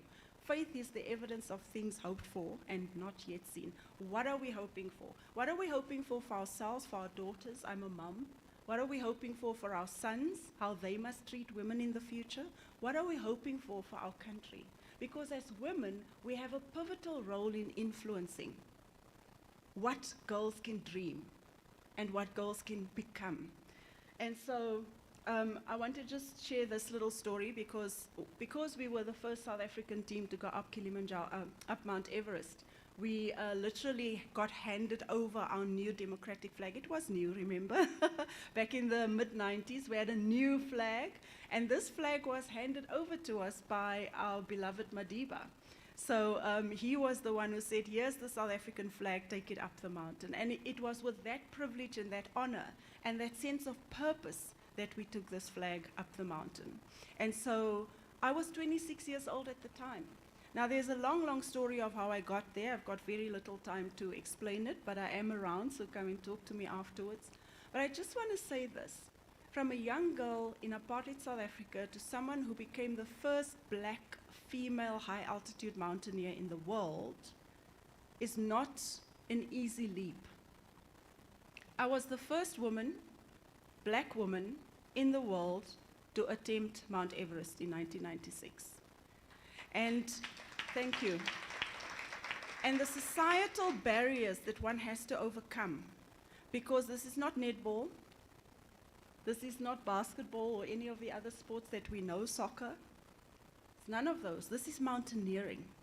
And if you can just take yourself back 30 years, mountaineering, when I started, there were 70 men to 1 woman in the mountains. That was the ratio. Now that was all white people. And then there was me. And so to break societal barriers requires of us to step in where not everyone looks like us. So sometimes a man has to step into the space of women, right? To understand their struggle, their fights, the courageous decisions they need to take on a daily basis. But it's the courage that we all have. I mean, look at South Africa. We're a courageous lot, right? And it's that I want to share with you this morning is if it's in me, then it's in everyone in this room. We all have it. And so I want to encourage you that this story of Madiba handing us the flag in 1996 was a story that really got everyone talking. Because who are these South Africans who think they can go and climb the highest mountain in the world? And so movies are made to say that the South Africans had no business being there, right? And yet we did. Breaking societal barriers requires courage. It requires that you step into something that's not comfortable.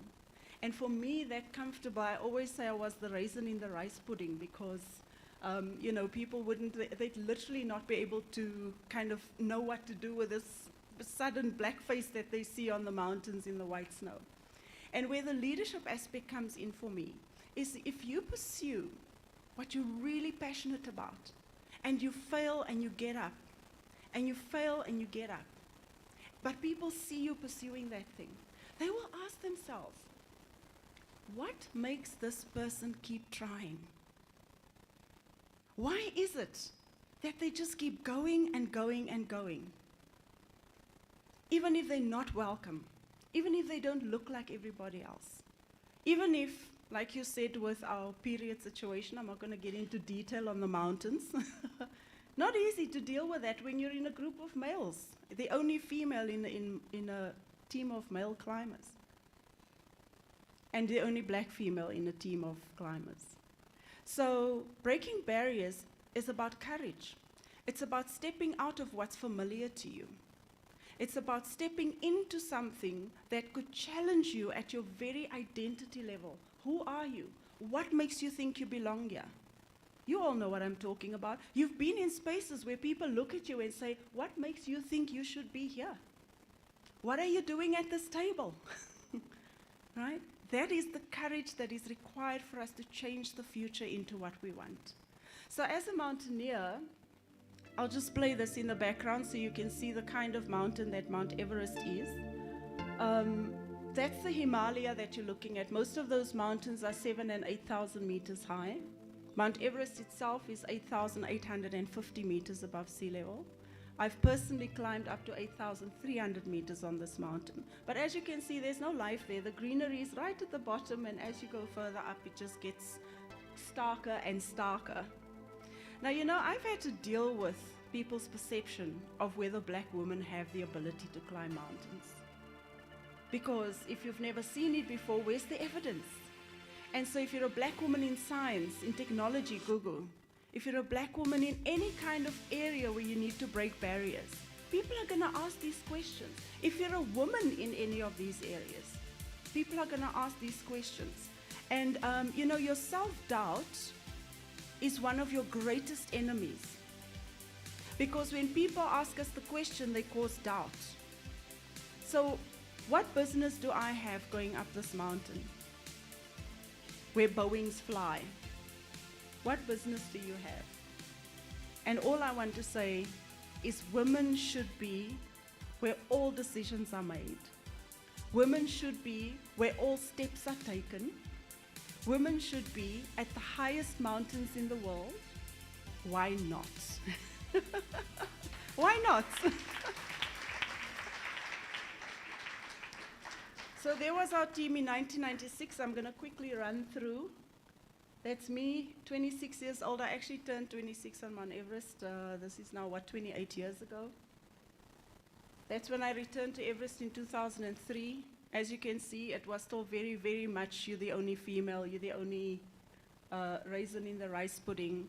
But you know what I'm really, really proud of? What I'm really proud of is that I didn't remain the only one. Because the thing about forging a way forward, even if you're looking left and right and there's no one who looks like you, the idea that you're stepping into a space where someone else can come and track that step, that's what I'm really proud of. So now, if you, just a quick one of all the 7 summits. So I've actually climbed 5 of these. I'm trying to complete all of them. It's the highest mountain on each of the 7 continents. That's the idea of 7 summits. It's not soccer, guys. So in 2020, we had an all-female team. This for me is so important. Okay, the mountains got closed down. We ended up not going. But it was the first time on this continent that a female team could come together and say, we're going to climb this mountain. So unfortunately, the mountains got closed down. It was lockdown and all of that. We didn't go. But there's still time. So if there's any ladies here today who feel like they can come and join me, we haven't had an all-woman South African team, or African team actually, of women climb to the top of Everest. So the space is open. I'll come talk to you afterwards. There's a hand up. Thank you very much. Not the only crazy one in the room. But that for me was the sign that you are not alone anymore, that your steps inspired others. Whether you made it to the summits of mountains or not, people looked and said, that is possible. That's possible for me.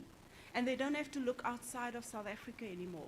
Did you know you can now count amongst hundreds, if not thousands, of high-altitude mountaineers in this, on this continent?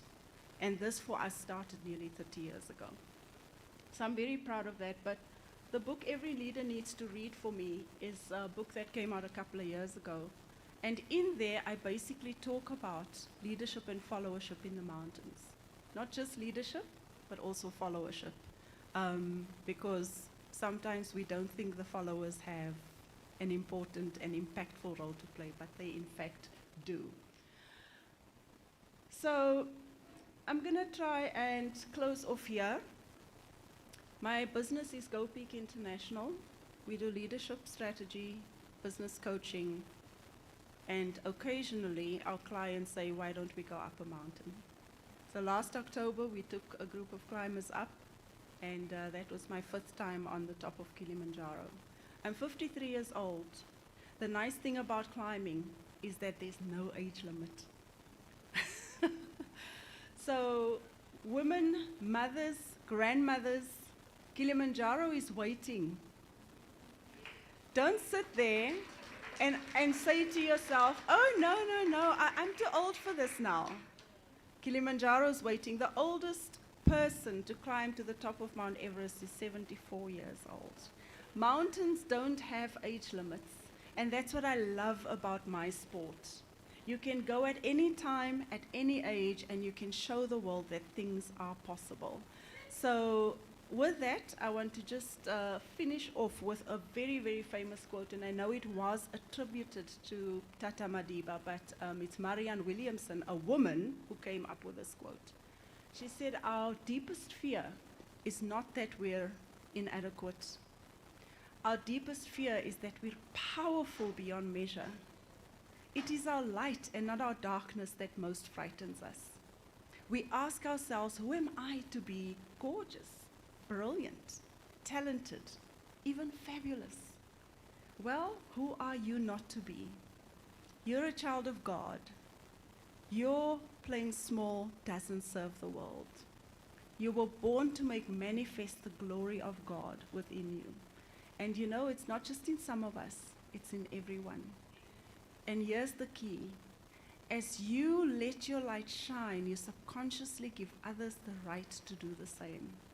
And as you are liberated from your own fear, your presence automatically liberates others. I thank you.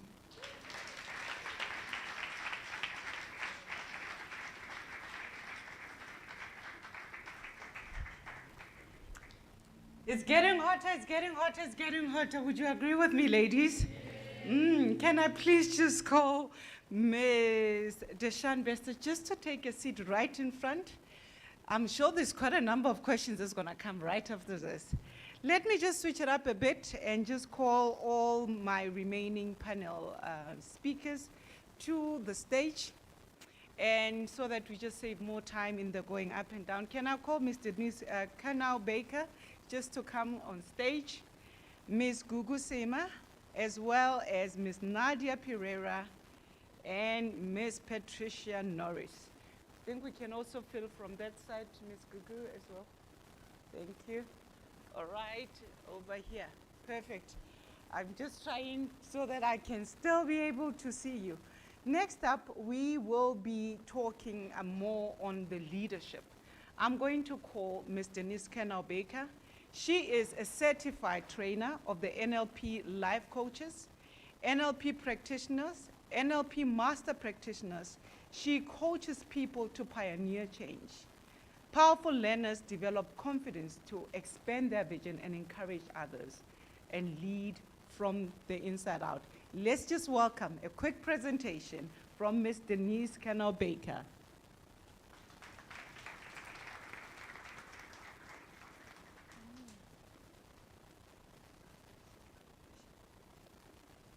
Well, I'd like to say I feel very, very lucky to be here.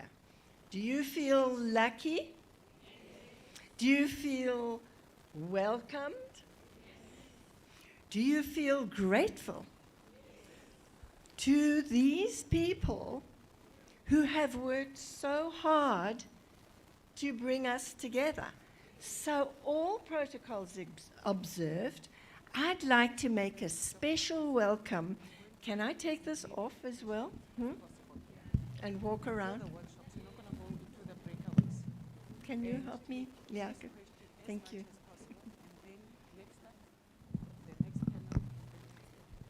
Thank you. Now I feel set free. I want to go over to these little people over here who have been so good. Are you happy? Do you feel loved? Can you give a big clap and thank you to these awesome people who have made space for you here?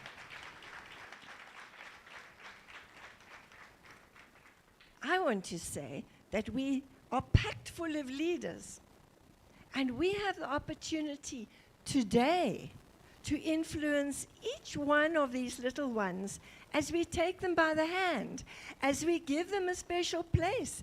And I ask you to please, in our breaks, at our lunch, to reach out a hand to each one of the little people who've been sitting in awe at our wonderful speeches. Ladies, I was at an international conference, and each person had to stand up and talk about where they came from. And the people said, I come from the most powerful country in the world. I come from the greatest continent. I come from the place with the most and the biggest and the widest and the grandest. And I sat and I looked at this, everybody swanking, everybody bragging, because it was how much money they had. And it was how big their army was. And it was because of how powerful they were. And then it was my turn. And I came and I said, I come from the continents in the world that on the surface is considered the poorest. And I heard people go, huh. On the surface. Isn't it interesting that there are 27 countries, I believe, trying and applying to be part of this new BRICS that is coming in Africa?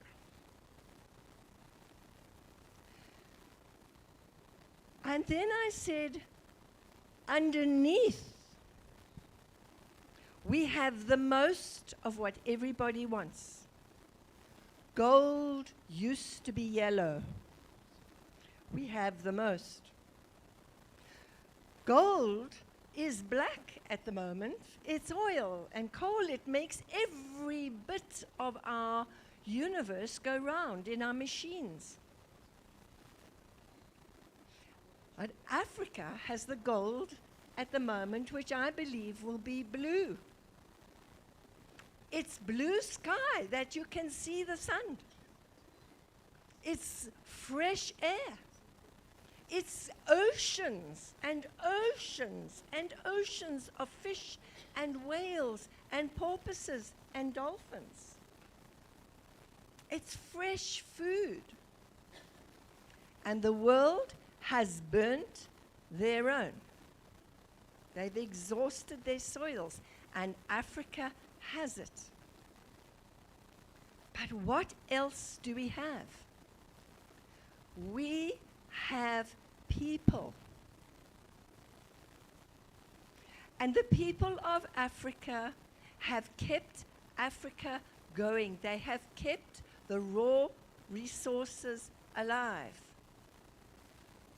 From mother to child. It's not written down, the secrets of Africa. They're hidden in the stories. The secrets are in the local languages, about the herbs, about the animals, about the insects. We have treasures in Africa. Indeed, we are the treasures of Africa.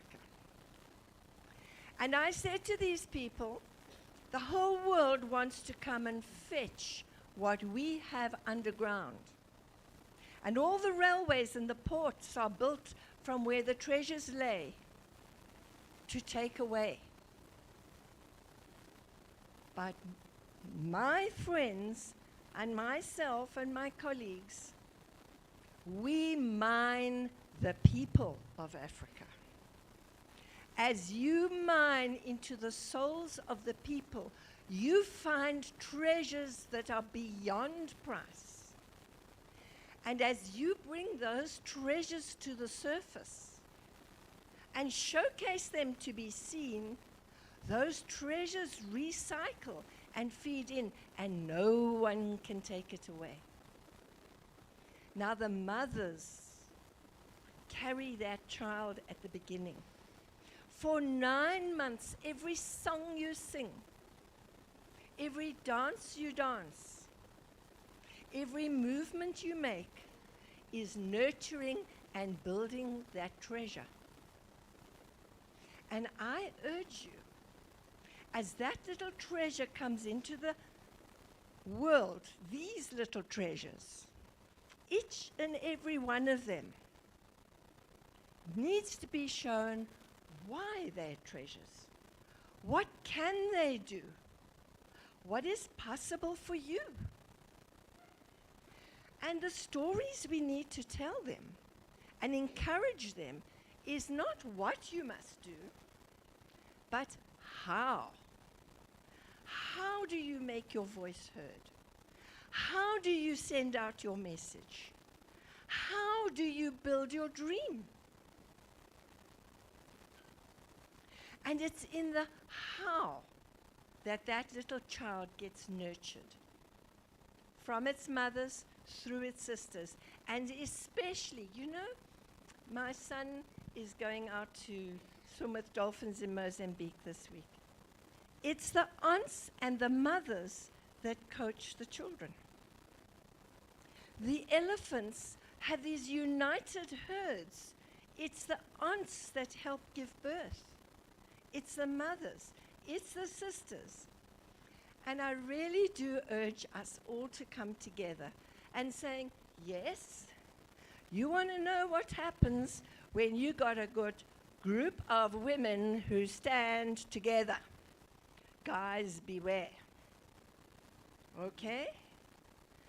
You know, as I look out on your faces here, I'm filled with the deepest love and compassion because I see my babies. I see my babies who are blossoming, who are reaching high. And my thrill, you know what? I'm so glad about our last speaker because I might climb Everest. How's that? Now I've reached 75 years old. I'm a very old lady. But I am just beginning. My life has just begun. And so what I urge each one of you now, as you look at these ladies in 1956, I was 8 years old. Do you know women weren't allowed into the place where they served alcohol in hotels? We had to sit outside. We didn't have freedom that we have today. And so we had to wait and told when we were invited. We weren't able to get up and dance. We had to wait for a boy to ask you. Right. Not anymore. And so I'm not missing out on the best part of my life, guys and girls. So I'd like to say, since this amazing time, there have been extraordinary things we've overcome. Just after that, 4 years later, came that dreadful time of Sharpeville. And even further, as we have fought for the freedom that has been handed and won for us by amazingly powerful men and women standing together. I would like and ask you to think about, yes, there have been challenging times, but what did you learn from those times? How did those times shape your values? What is important to you now. Because the past happened, now you know. The other side of your brain needs to engage to say, so what do you want? Because while you're sitting moaning and complaining and whining about the past, your body buckles in. When you bring the learnings, you're then empowered to say, what next for me? And as you start to dream your dreams, and as you start to build your story, so your body strengthens. Just like our Everest lady here. She had to train to climb Everest. She had to build her muscles, but she knew where she was going. So just with this short moment in time, it takes effort to turn your past into a magnificent future. And I want to wish you well as you dare to do it. God bless you.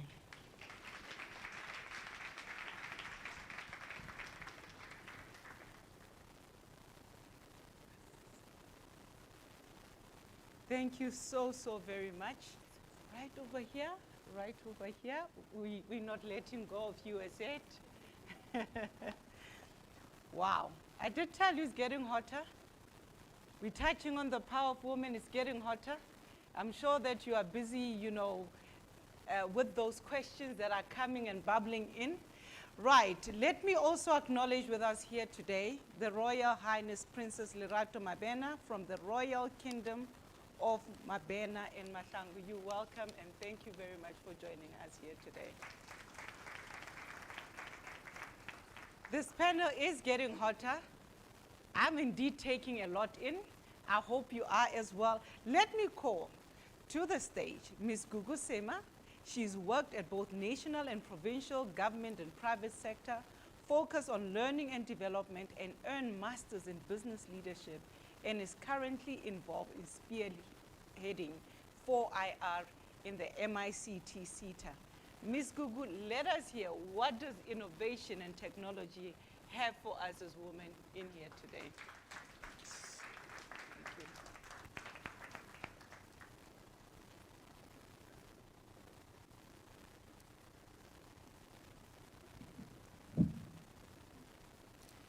Good afternoon, and all protocol observed. I am Gugu Sema. I am going to share with you our journey as an organization in this 4IR, or in the technology advancement, while promoting digital literacy that is inclusive for all. The organization I'm representing, it's MICT CETA. MICT CETA is one of the 21 CETAs that we have in the country that are mandated to develop or support skills development across various subsectors. As a CETA or MICT CETA, we are responsible for the 5 subsectors, that is advertising, film, electronic media, electronics, information technology, and telecommunication.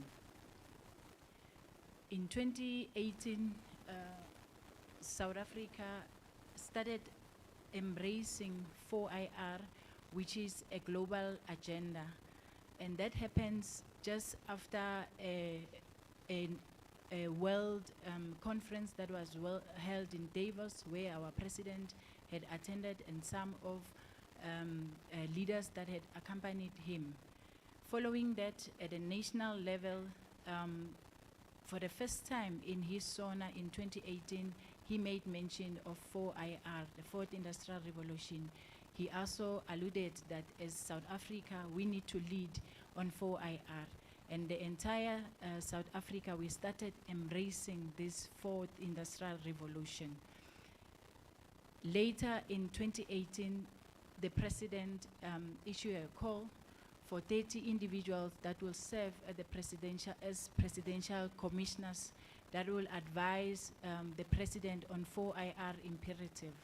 These 30 individuals came from different walks of life. At the end of 2019, these individuals had done or conducted a research and consulted with various sectors of economy and came up with a report. In that report, there were recommendations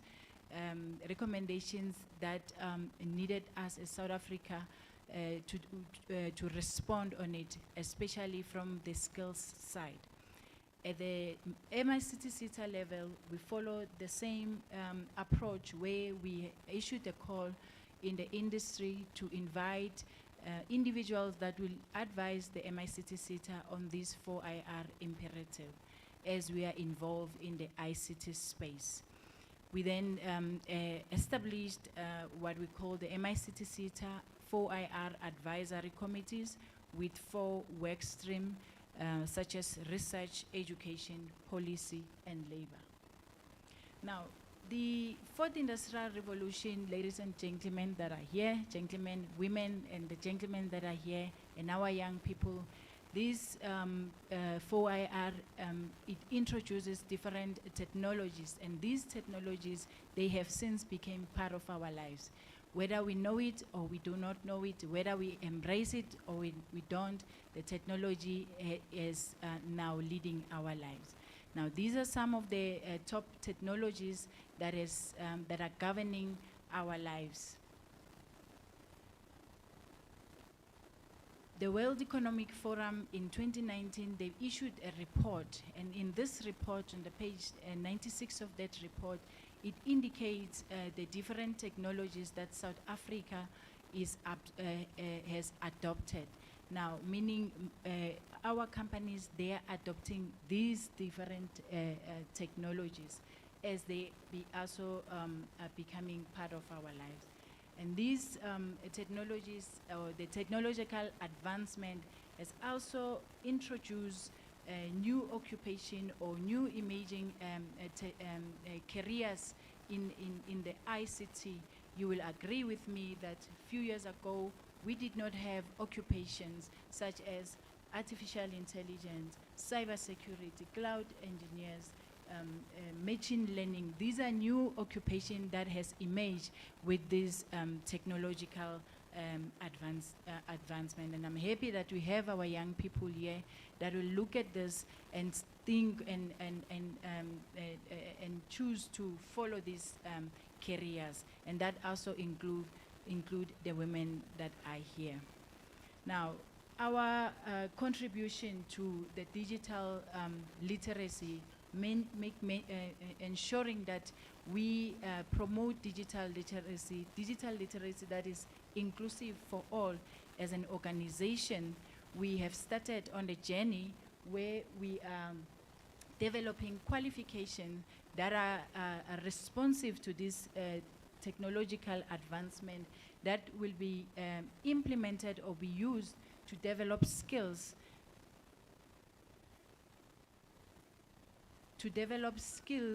Because as technology advance, it also creates a huge skills gaps. To date, I'm happy to share with you that we have developed about 38 4IR aligned qualifications that we will be using to develop skills, to expose our young people, to expose our women to these different technologies. These are the list of the qualifications. This qualification has been endorsed by SAQA. We have started piloting the qualifications by implementing short programs while we are they are in the process of getting the final endorsement by both SAQA, QCTO, and the Department of Higher Education. We did not stop there in our effort of also contributing to innovation, because innovation is what leading our economy. We have, having read the beautiful policy, the NSDP, we have started an initiative across public universities where we have established research chairs where we are sponsoring masters and PhD students that are focusing on fourth industrial revolution. And different universities where we have our presence, where we are sponsoring these students that are currently involved in research and innovation. In our efforts again to promote and also contribute to innovation, we have taken our ICT project to these different universities where we are allowing our young students or our South African students to come up with solutions that we will be the first one to consume, because it has been proven that as South Africa we've been a consumer of technologies that have been built in the West or outside the country. We have taken a stand as a MICT SETA that we will promote innovation. We will allow our young people, that is inclusive of girls, young girls and women, to participate in this 4IR agenda and also to contribute in developing these solutions. So these are live projects that the universities has adopted, and the students are building this solution. I'm going to talk to the first solution, which is the learner management system. This is a system that has been designed and developed by the Tshwane University of Technology student, and the MICT SETA has since adopted this solution, and we are using this learning management system. We had an opportunity of going to the market, and had we gone to a market, we would have procured this LMS at a range of around 12 million. But with the decision of taking this to the universities, this was only developed at a cost of 2 million, and that 2 million, it's the bursaries or the funding model that we have sponsored to these young students. So this is what we are also advocating, that as South African, let us not be consumers of solutions that are coming from outside. Let us make opportunities or create platform for our young people to innovate and be the consumers of what has been consumed in the country. With that, ladies and gentlemen, thank you very much, and happy Women's Day to all of you.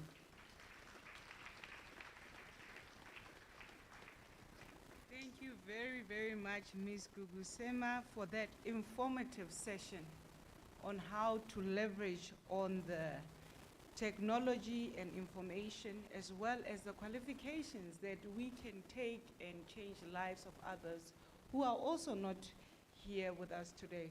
Right now, I would like to call Ms. Nadia Pereira on a short presentation on health and well-being. We do know that without good health, our visions cannot run far. Ms. Pereira, over to you.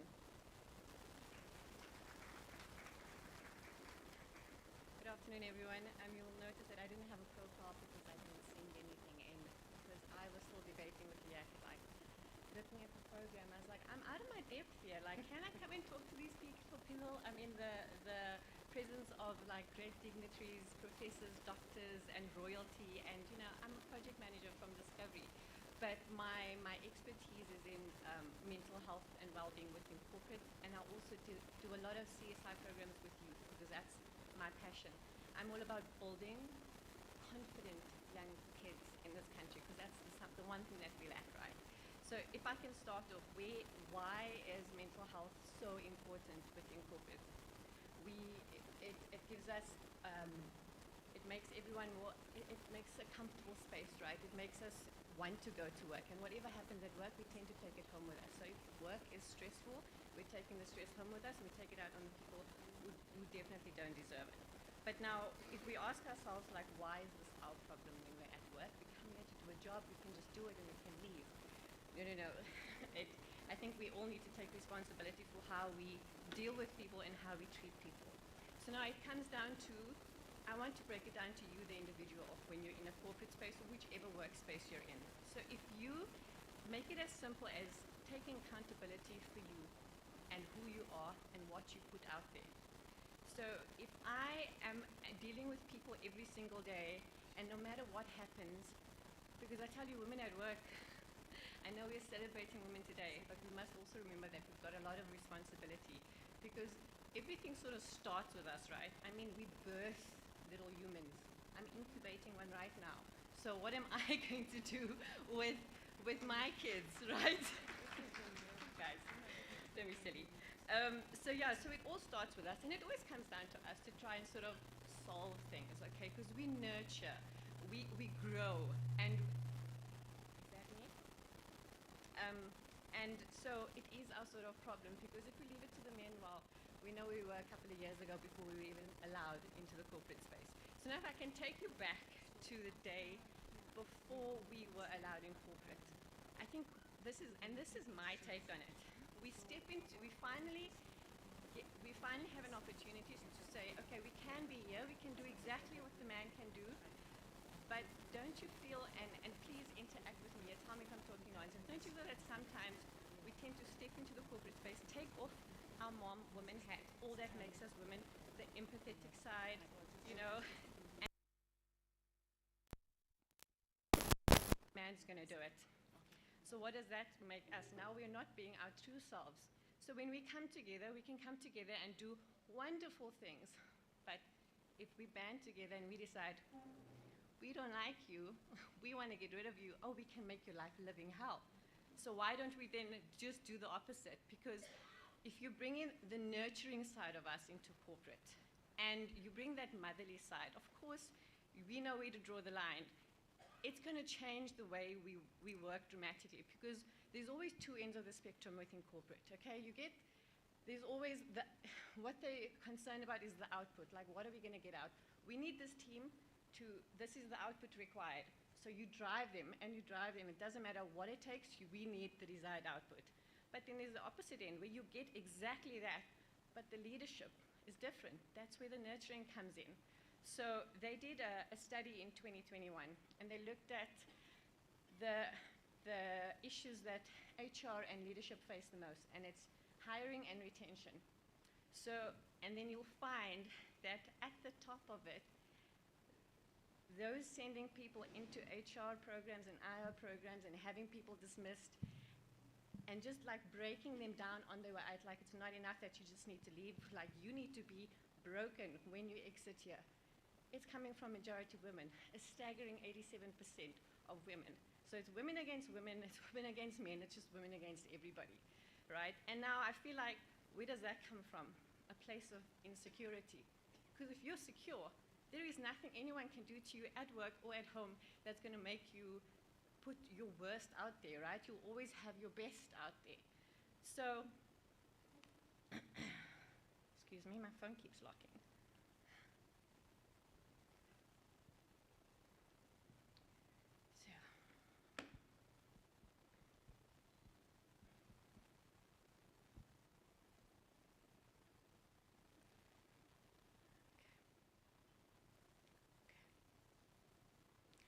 Okay, so when we look at other things aside from the retaining, there's a cultural issue.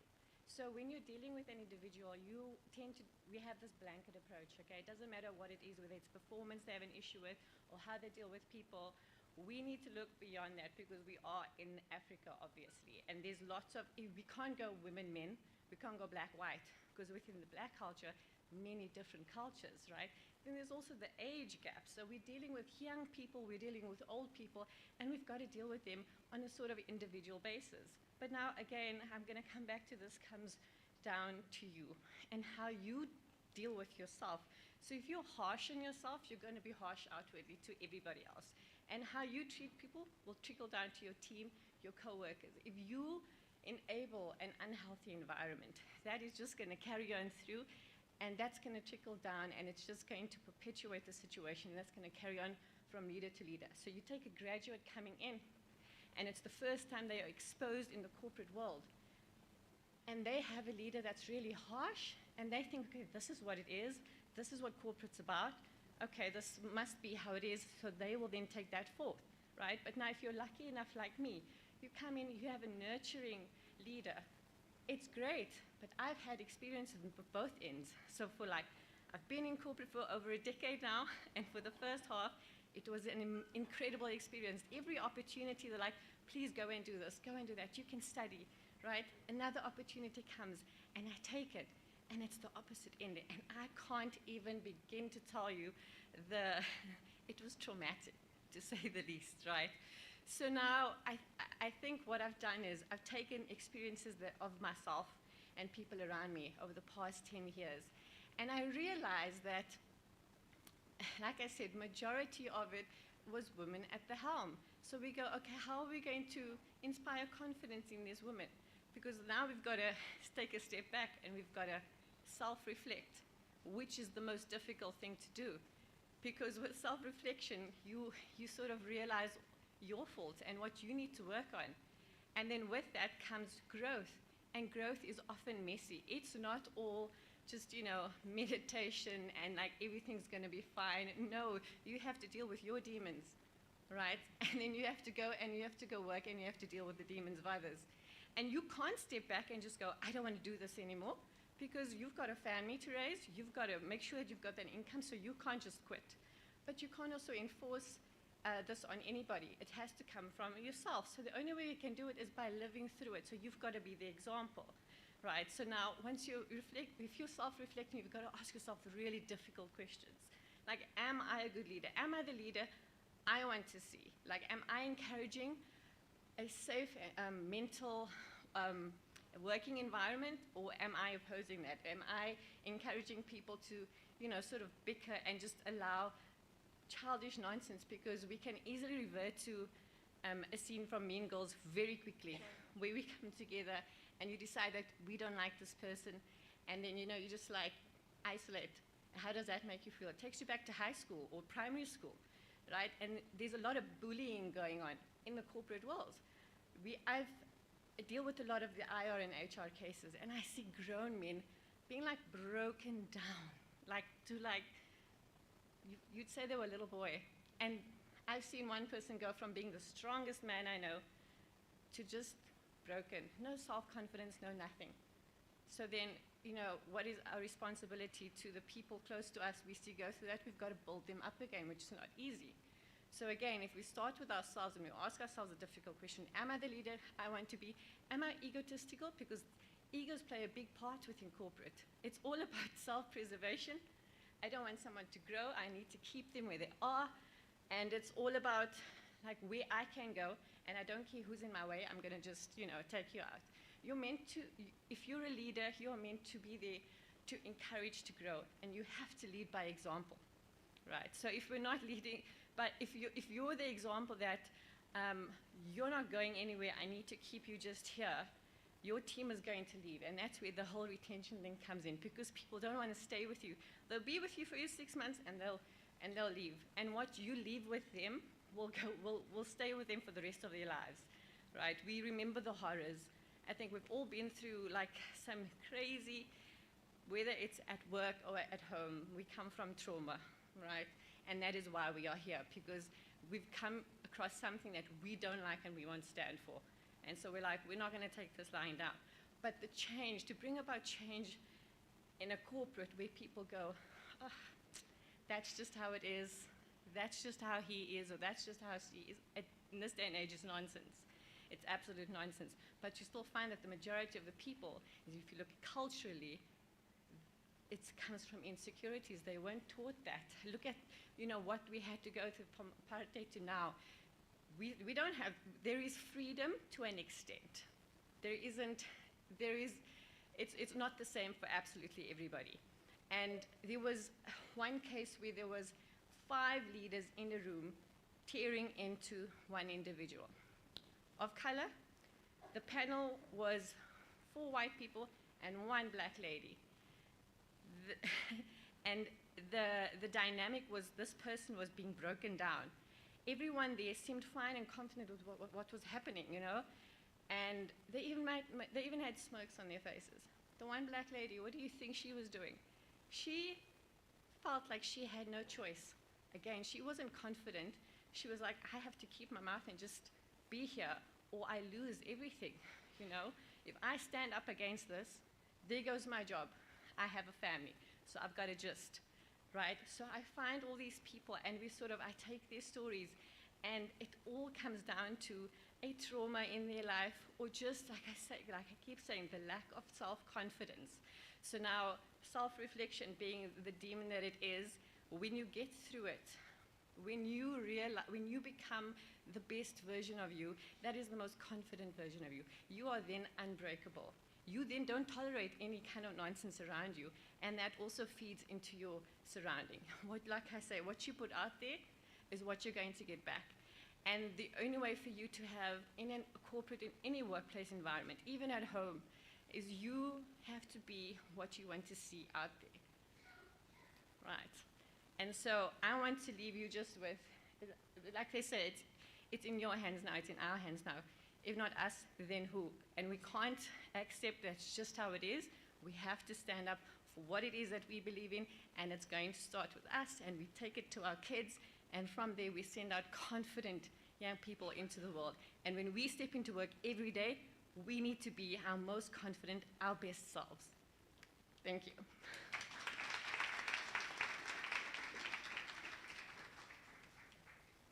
Thank you very much, Ms. Pereira, on the nuggets on leadership, how it affects culture, and how do we as women use the power to bring growth, stability, and build environments that are non-toxic. The next panel member, who's going to just talk to us briefly, is Ms. Patricia Norris. Ms. Patricia Norris is a trailblazing force in male-dominated industry whose remarkable journey has shattered glass ceilings and paved way for women across the board. As a founder of the Commuter Transport Engineering, she has not only achieved groundbreaking milestones, but has also become an inspiring example of resilience and determination.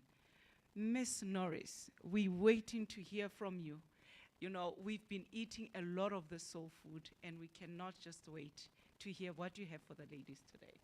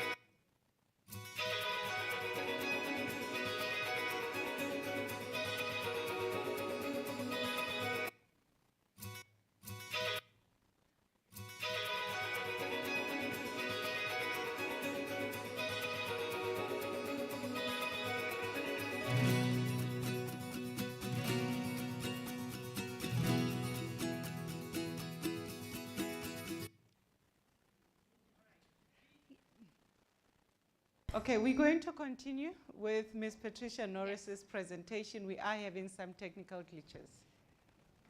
Thank you. I've been asked, it's quite a pity, at the end of our company audiovisual, we showcased 3 CSI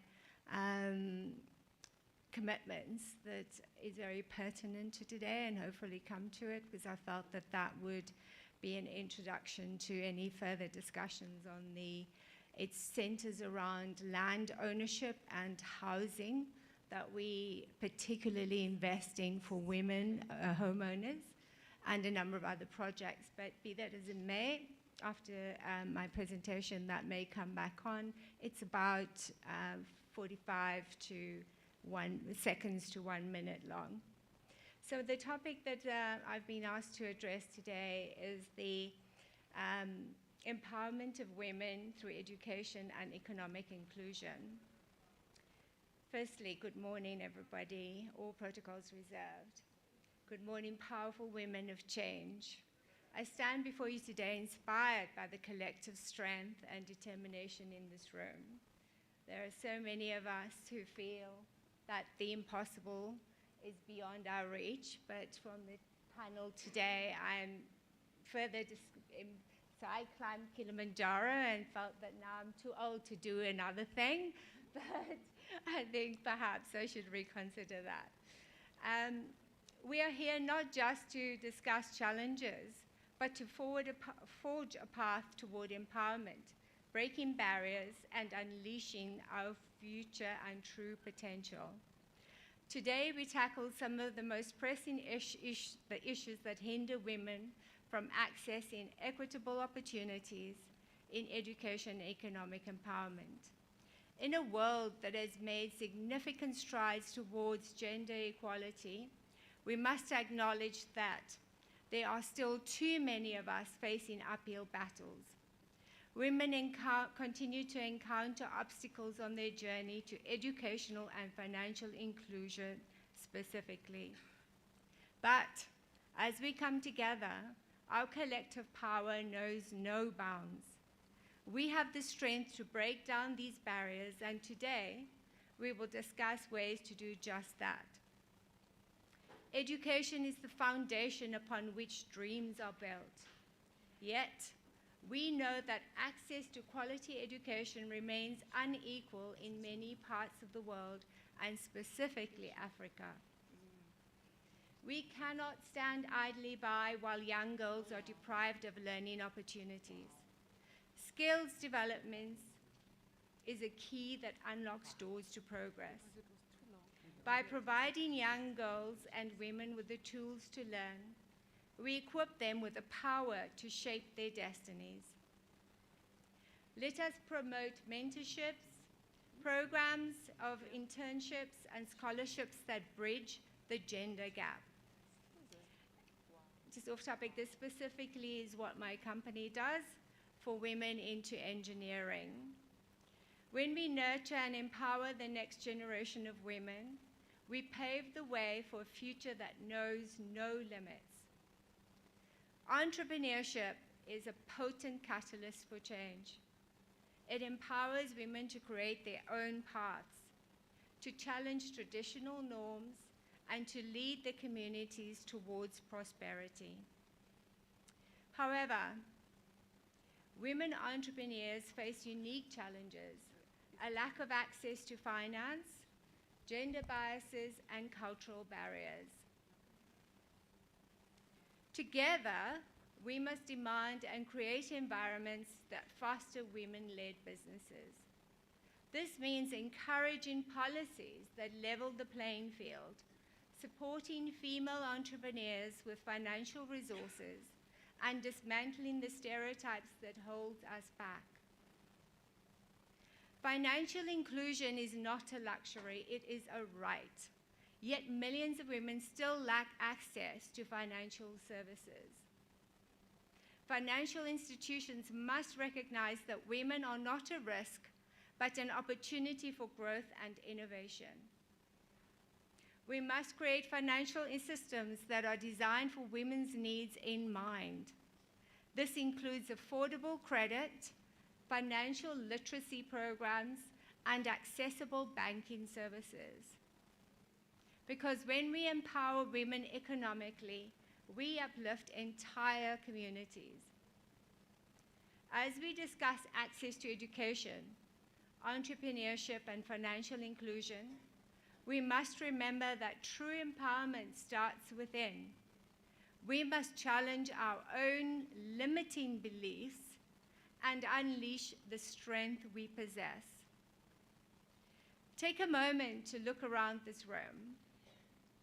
You are surrounded by sisters, trailblazers, and change makers. Together, we are a force to be reckoned with. Let us embrace our unique journeys and celebrate the diversity that makes us stronger. My fellow change makers, as I conclude, I urge each one of you to take this flame of inspiration back to your communities, workplaces, and homes. Let our passion for education, entrepreneurship, and financial inclusion ignite a flame that cannot be extinguished, and heed the call to action to firstly commit to mentoring at least one young girl or woman in your life. Be the role model they need to dream big, work hard, and never settle for anything less than their worth. Secondly, advocate for policies that promote gender equality and inclusivity in education and business. Raise your voices and demand change from those in power. Let them know that we will not rest until every woman has an equal chance to thrive. Thirdly, support women-led businesses and initiatives. Let us pledge to buy from, invest in, and collaborate with female entrepreneurs, lifting them up on the wings of our collective support. Lastly, lead by example. Be the embodiment of empowerment in your actions and choices. Show the world that women are strong, capable, and deserving of every opportunity that comes their way. Though the road may not be easy together, we are a force that can move mountains. Let us fuel the fire of empowerment and transform the world into a place where women stand tall, equal partners in creating a better tomorrow. Thank you for your commitment, your passion, and your unwavering dedication to this cause. Let's make a difference, not just to ourselves, but for generations to come. Together, we shall rise. Together, we shall soar. Thank you.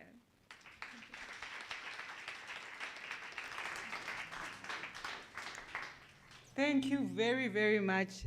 Together we are force that can move mountains. Can we please give a round of applause for all our panelists?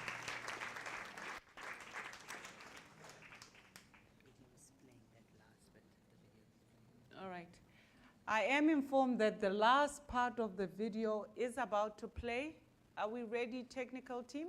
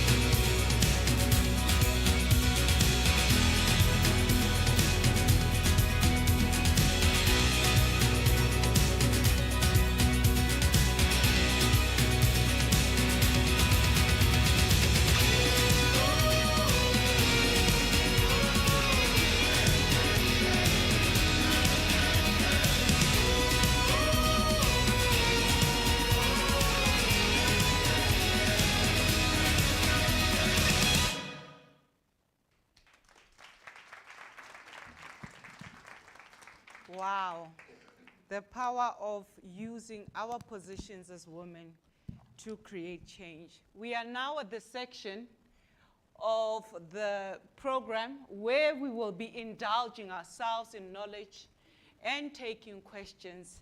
You know, ladies, you have spoken about so many and touched on topics from Ubuntu, challenges in disparity of pay scales.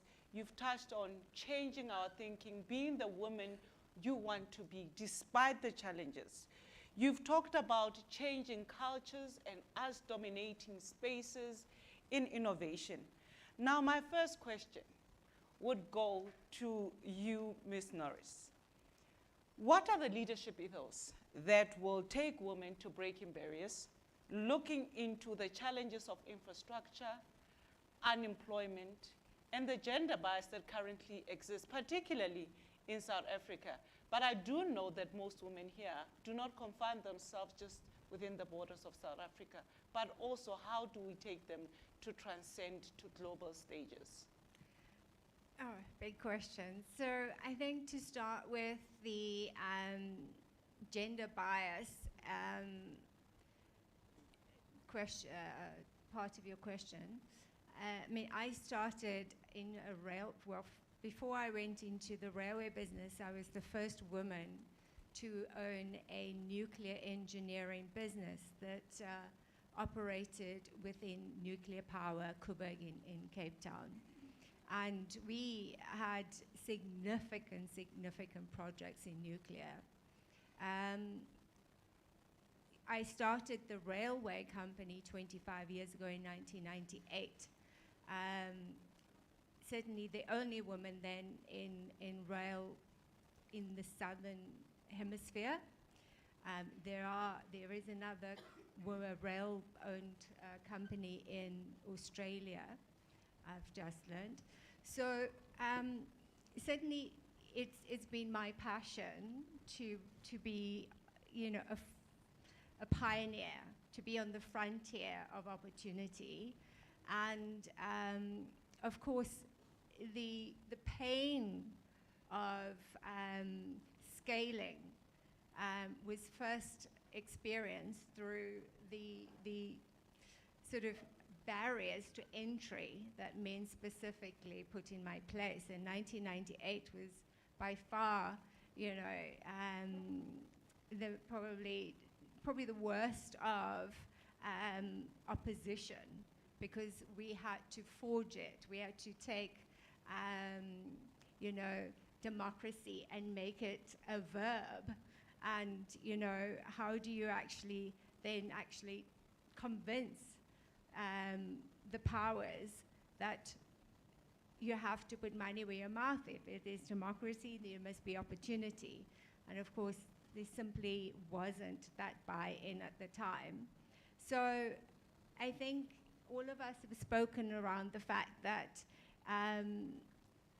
the power to achieve comes from within. It's not a legislative thing. By far, it helps, and it certainly did help me, but it is about your own, your dare to dream, your passion and commitment to achieve what is within your world, the unachievable. Okay, it's different for all of us, whether it's art for somebody else, whether it's dance, whether it's cooking. You know, for me, it just happened to be in engineering.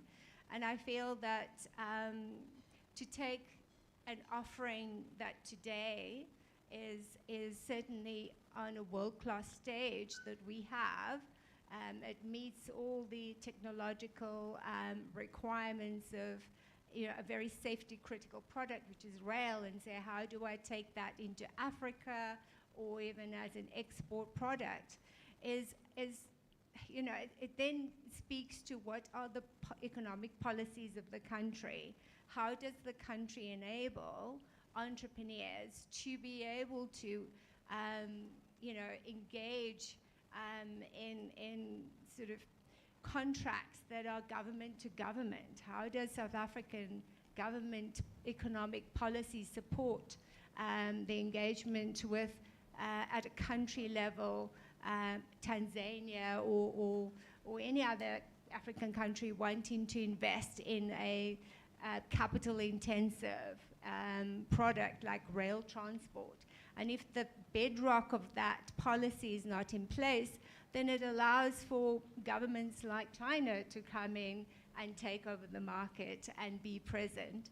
And then, you know, because they have an economic vision of how their political policies will affect the, you know, growth, economic growth of outside the borders of a country.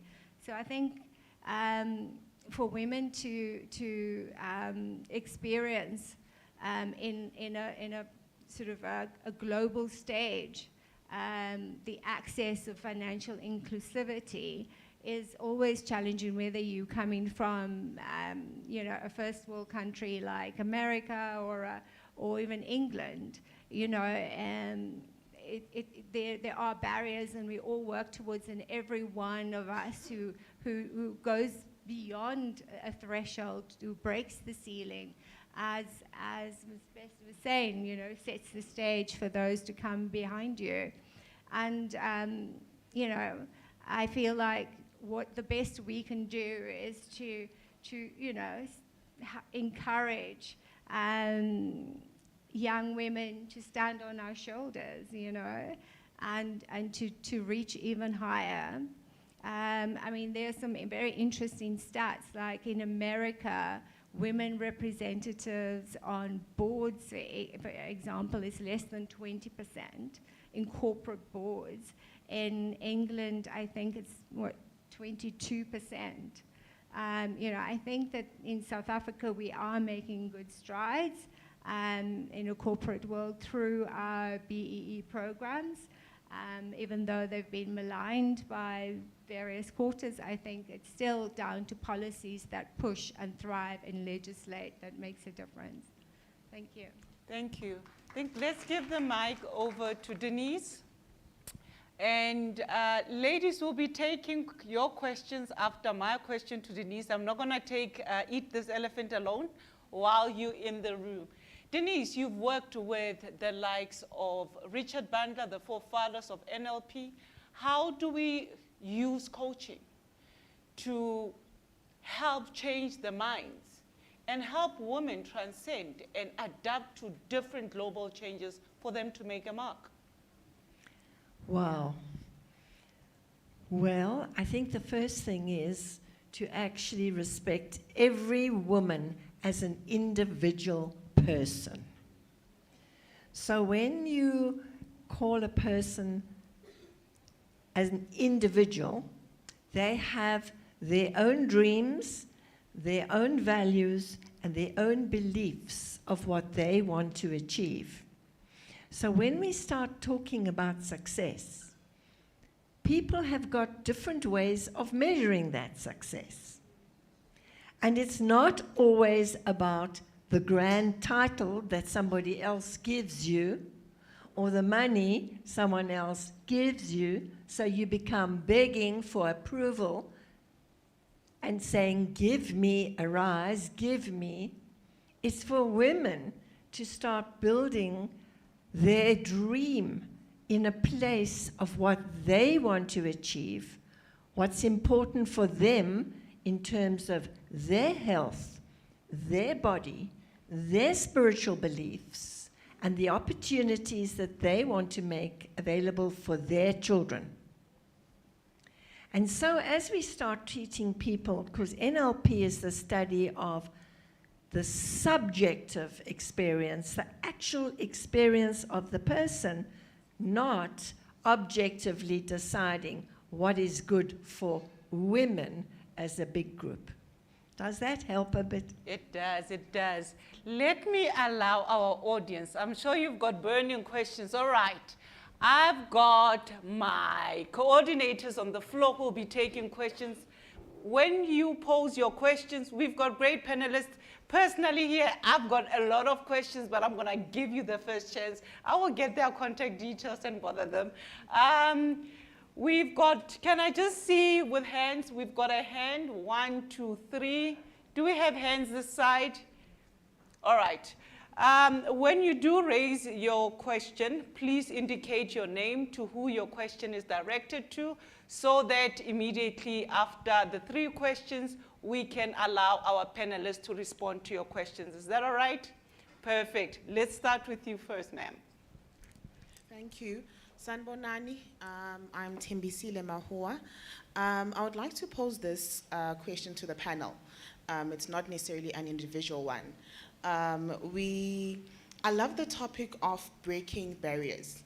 I believe that that's a very inspiring story, but the story of breaking barriers is the reality of South African women. It might not be on the scale of Mount Everest, but South African women or women in general are always breaking barriers in different platforms in their different scales or spectrums of lives. I want to now ask, I have about 2 questions, I'll be very, very quick. I want to ask, in breaking barriers, how do we ensure that we start making things easy for women? Because unfortunately, we have had to have a situation where for a woman to reach a certain point, they have to parade either their poverty, they have to parade their pain, they have to parade their suffering. And this has been the reality of our people, that anything that you need to advance, you need to parade. You need to parade a specific suffering of some sort. Whether you're asking for a grant, a government grant, you have to parade a suffering. Whether you're asking for bursary, you have to parade one form of suffering or the other. Why do we still need to be stigmatized and re-victimized by our own system, by our own people, and by our own women, in essence as well? You spoke, Apprentice, you spoke about gender-based violence and femicide. I believe that it is preposterous that, and abusive still, that we as the victims of abuse have to be the one at the forefront advocating against abuse, whereas we are the victims of abuse. However, that is the reality of South African women. That is the reality that we are faced with, not only South Africa, but the entire world. We are then confronted with a situation where we have encouraged so many women to speak out, and we're actually seeing the realization of the serious effects of gender-based violence and femicide. But now, then what happens? Because instead, the stats that you were speaking about, Princess Azola, continue to rise. They never decline.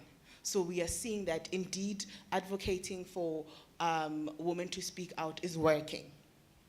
Advocating for spaces that allow that conformity, that allow that safe space that you were speaking about, even in workplaces, it's there. However, what do we do about those situations? Because they are continuously perpetuated in our different spectrums of lives. I would like to make an example of this never-ending cycle that is perpetuated by men in all our different spectrums of life. And men are so intentional with the abuse that they continue to perpetuate. It is evident, of course, physical, emotional, financial. I've had men that are so adamant, even in courts, even in serious consultation, divorce settlements, that will tell you, I will not pay maintenance. I've had men that would rather quit their job, a good, well-paying job, than pay spousal or child maintenance. That is the reality of our women in South Africa. I've had a woman die, a client die mysteriously after claiming maintenance from a man that was very, very rich.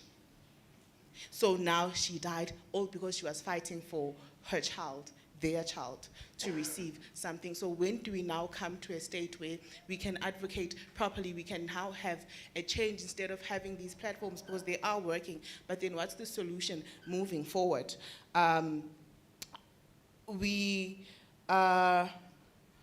So I just wrote it down because I can go on and on. So I just want to, yes. So in closing, rather, how do we ensure that in celebrating and commemorating the women that we see on the screen today, that we actually do something about the challenges that we are facing today? We actually take a system and change it, as opposed to just always have conversations where we sit down, we speak about the same thing, we sit down, we attain those policies. I'm always part of the people that are contributing to policies. However, how many of them have been implemented? How many of them are actually protecting women? I've had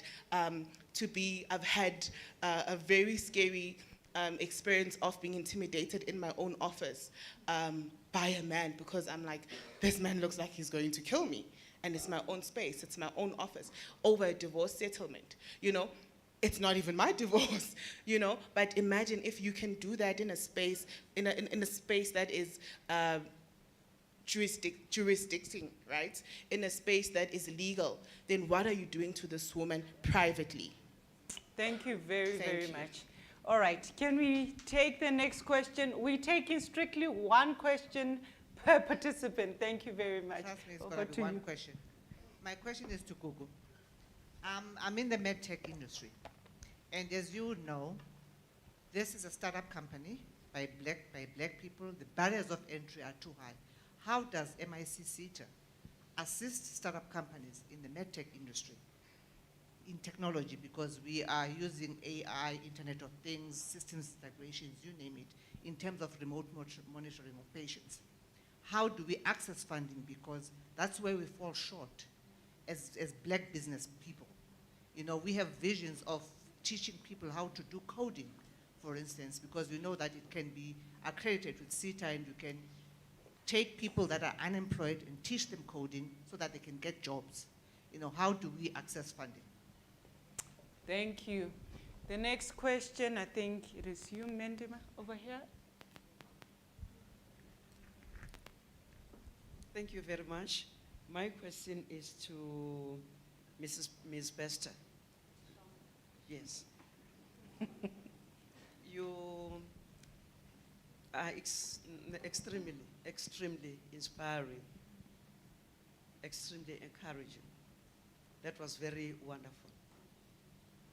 My question is, I won't call it an omission from your part, because I know you were confined by time. But I would like to know as to what did it require for you to be able to do what you did? In other words, tell us the background. What did you have to endure to get to where you were? Because you made it sound like I can just wake up tomorrow, pack up my bags, and go and climb Mount Everest. And I don't think that's the case. Thank you, ma'am. Thank you very much. Deshan, if you can just then take the first question on breaking the barriers and the last question. So the first question on breaking barriers is, you know, I was a victim of abuse. My dad was incredibly abusive. We got knocked around fairly frequently. My mom was a battered woman. So growing up, I had a very strong identity that that's how women are treated. And when I started dating, even though I had a bit of a liberated mind, I ended up in the same situations. And I couldn't understand it, because I had taught myself, you know, what to look out for in a liberated man. But then I would be in these situations, in these relationships where the man is like my dad. And it baffled me for a very, very long time. And eventually I realized that I had a belief system that was not addressed. And until I address that belief system, I will continue to recreate what I know. And I stopped dating for a long time. I was single because I needed to figure out what should I be treated like in a relationship, and what would be the best way for me to experience life as a woman in a relationship with a man. And it took a lot of hard work. Now, I'm not negating the fact that men don't need to do anything, right? Because we need to teach our boys how to create a belief system around treating women with dignity, with respect, support, love, all of that. Now, my dad was the victim of the system, and the system made black and colored men feel like boys, so they had to assert themselves in their households, and that's how they asserted themselves. I can understand that. But eventually the hard work had to be done by me. Number one, I had to forgive my dad. We don't realize how forgiveness is an incredible tool to releasing you into your personal freedom. And that wasn't easy because I had to mean it. So that was the first thing, is I had to get to a place of forgiveness because my healing couldn't take place until I did that. And then I had to create a new belief system about how I should be treated as a woman and as a person of value. So that's that answer. It does not mean that men and boys should not be, they shouldn't address their own belief systems and behaviors, but as a girl, or as a woman, I knew that I couldn't demand it of someone. I had to demand of myself to make an internal change. And I can only say that it's because of my Heavenly Father that I was able to do that. I don't know how else. I don't know what other power in the world is able to shift a person from being a victim into being victorious, right? The question about what it takes to be a mountaineer and to break into that. Number one, being a woman in the mountains 30 years ago, like I said, the ratio was 1 in 70, more or less. So you didn't see women. There'd be one over there, and then a whole bunch of guys, and then another one over there. It was literally like, it was such a rare thing to see women, and because I was the only black woman, I was the rarest of all. So obviously I had to deal with a lot of assumptions. I had to deal with the assumptions of whether people like me are even capable of dealing with a cold. It gets to minus 40, minus 45 degrees Celsius on Mount Everest. And just the technical part of it, there's a lot of tools, there's ropes, there's harnesses, there's all sorts of things that you need to be dealing with. And so it was a personal belief that I can do it. And one of the things I've learned in climbing is that there are lots of voices, lots of people who question, who make you doubt, who tell you people like us don't do that, women don't do. There's a lot of that. But discernment is when you're able to pick the voices that help and build and drown out the voices that are not helping. Because I think the way we, especially in South Africa, the way our girls are raised is we take every opinion. And not every opinion is good for us.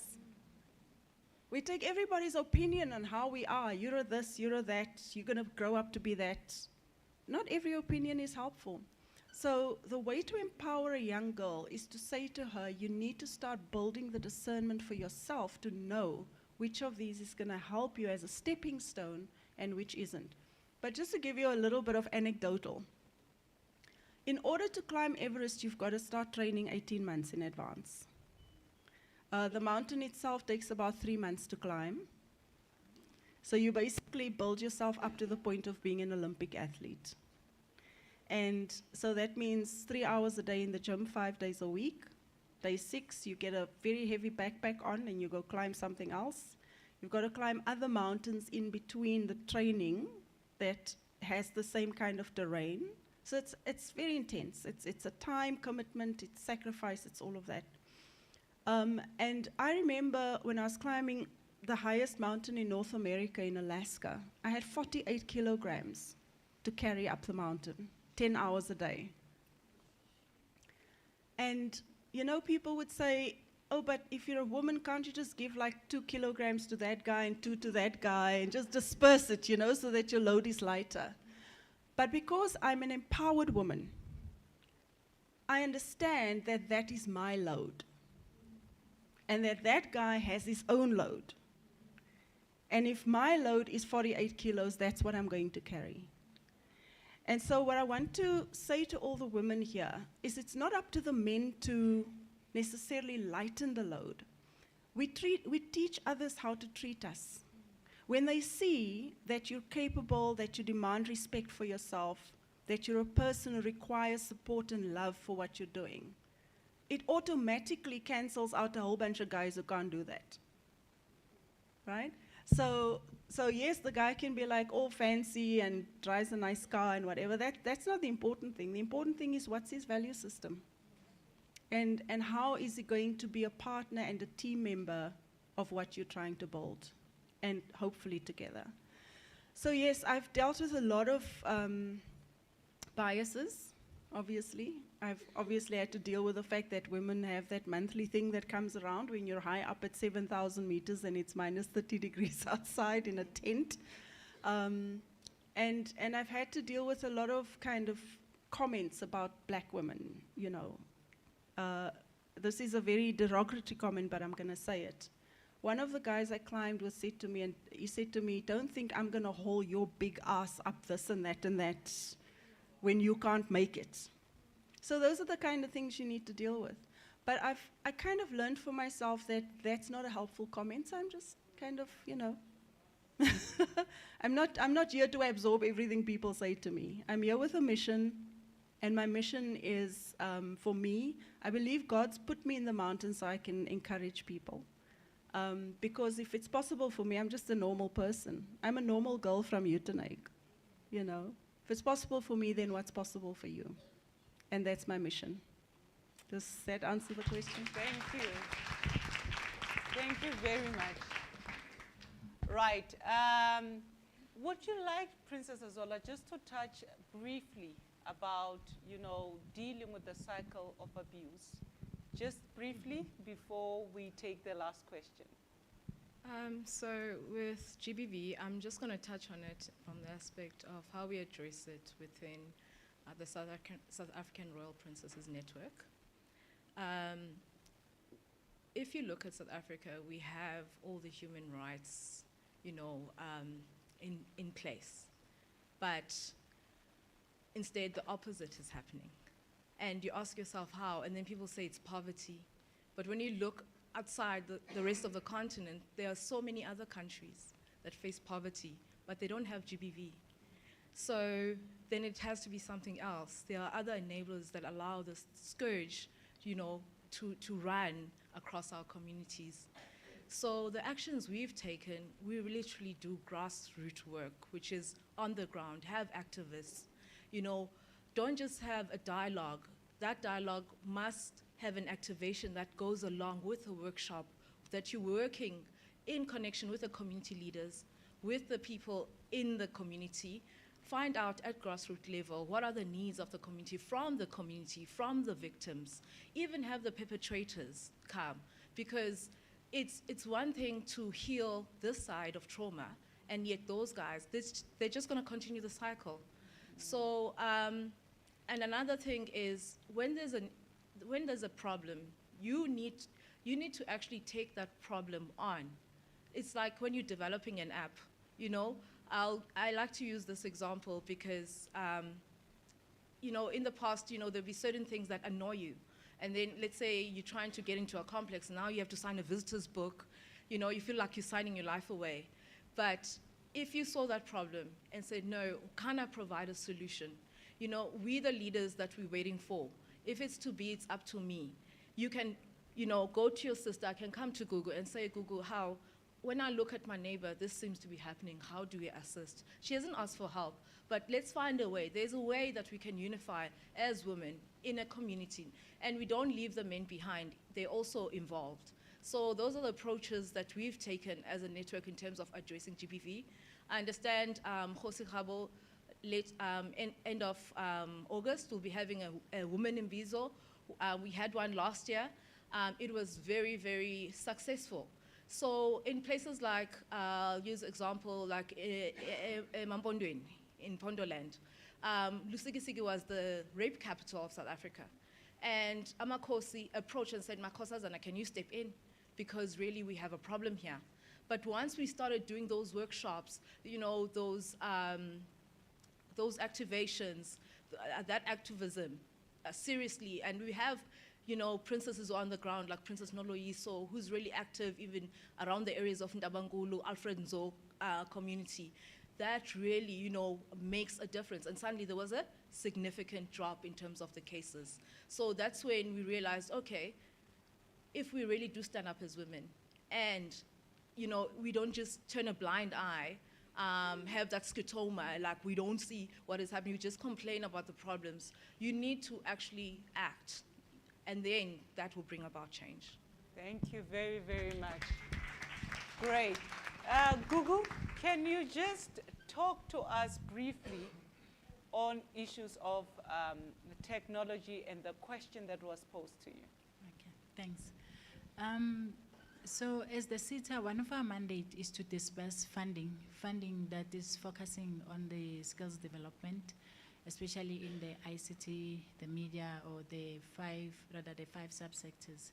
So from time to time we do advertise when the window, we call it a window opening. We open the window for stakeholders to respond. As I speak, there is a window that is opened. It's focusing on the current the skills that I just shared with you, or the qualifications that I shared. So for interested parties that are interested in implementing or training on those various or the 4IR skills, they are welcome to go through our website and respond on that. And the beauty of that, we don't need training providers or companies that have accreditation.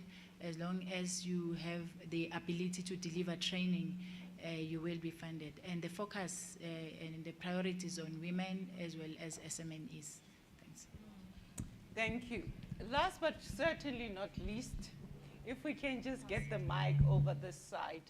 You spoke a lot about creating a culture, Nadia, of bringing health and wellness in the workplace. There are a number of leaders in here today. One nugget: how do we change the toxicity in the workplace, especially if you look into the rising numbers of mental health, people ending up in depression clinics as a result of workplaces? So that's actually such a great question, but I think the only way to deal with it, especially because corporate, we're dealing with thousands of people, right? And like a toxic place can reach thousands and that goes home with them. You've got to make your standard and your values mandatory. You've got to hold your leaders accountable. So at Discovery, we've got a great course called Lead the Discovery Way, and that talks about all of the important things of how to erase toxic behavior and how, you know, you can be the best leader. But it's not mandatory. You've got to be sort of nominated to go through it. So what my approach was at Discovery is, if you make this mandatory for every single leader, starting from you come in as staff, and you get that first bump where you become a team leader and then manager. At every level, you've got to do this type of course that teaches you how to deal with people from different cultures in different sort of conflict situations. And then also, if we take it a step further, I think we sort of need to hit them where it hurts the most. So if you are not it's got to be a part of your KPI as a leader, because then you're forced to deal with people in the way that they are meant to be dealt with, and that you know that if you haven't done right by someone, it's going to affect you financially because it's now part of your KPI. So I think if you make it mandatory and if you enforce it with your leaders, if they're going to be forced to behave a certain way, and once they do that regularly, it's going to become a part of like how they lead from there on out, and that hopefully trickles down to the rest of the team and anyone that works for them. Thank you so very much. Can we please give the panelists a round of applause? I don't know about you, but I've really taken in much today. I'm learning and will continue to learn. We are at the end of the first session, ladies. We are going to go for lunch. I promise you will all be out of here by 3. I would like to encourage as many of you to do stay behind after lunch, because there's so much more knowledge to get from some of the leading ladies in various industries, so you don't want to miss that. So lunch is being served right at the back. We are going to take a good, it's 13:16 up until 13:45. Please be seated by 13:45 so that we can move with our panel. Panelists, before you sit down, please can we take a picture quickly with the leadership of the SSCN and leadership and leading like Mandela. Ladies, please indulge. Lunch is ready. Thank you. Oh, wow. This has been so great, powerful, wonderful, powerful. Oh, wow, ladies, this has been so amazing.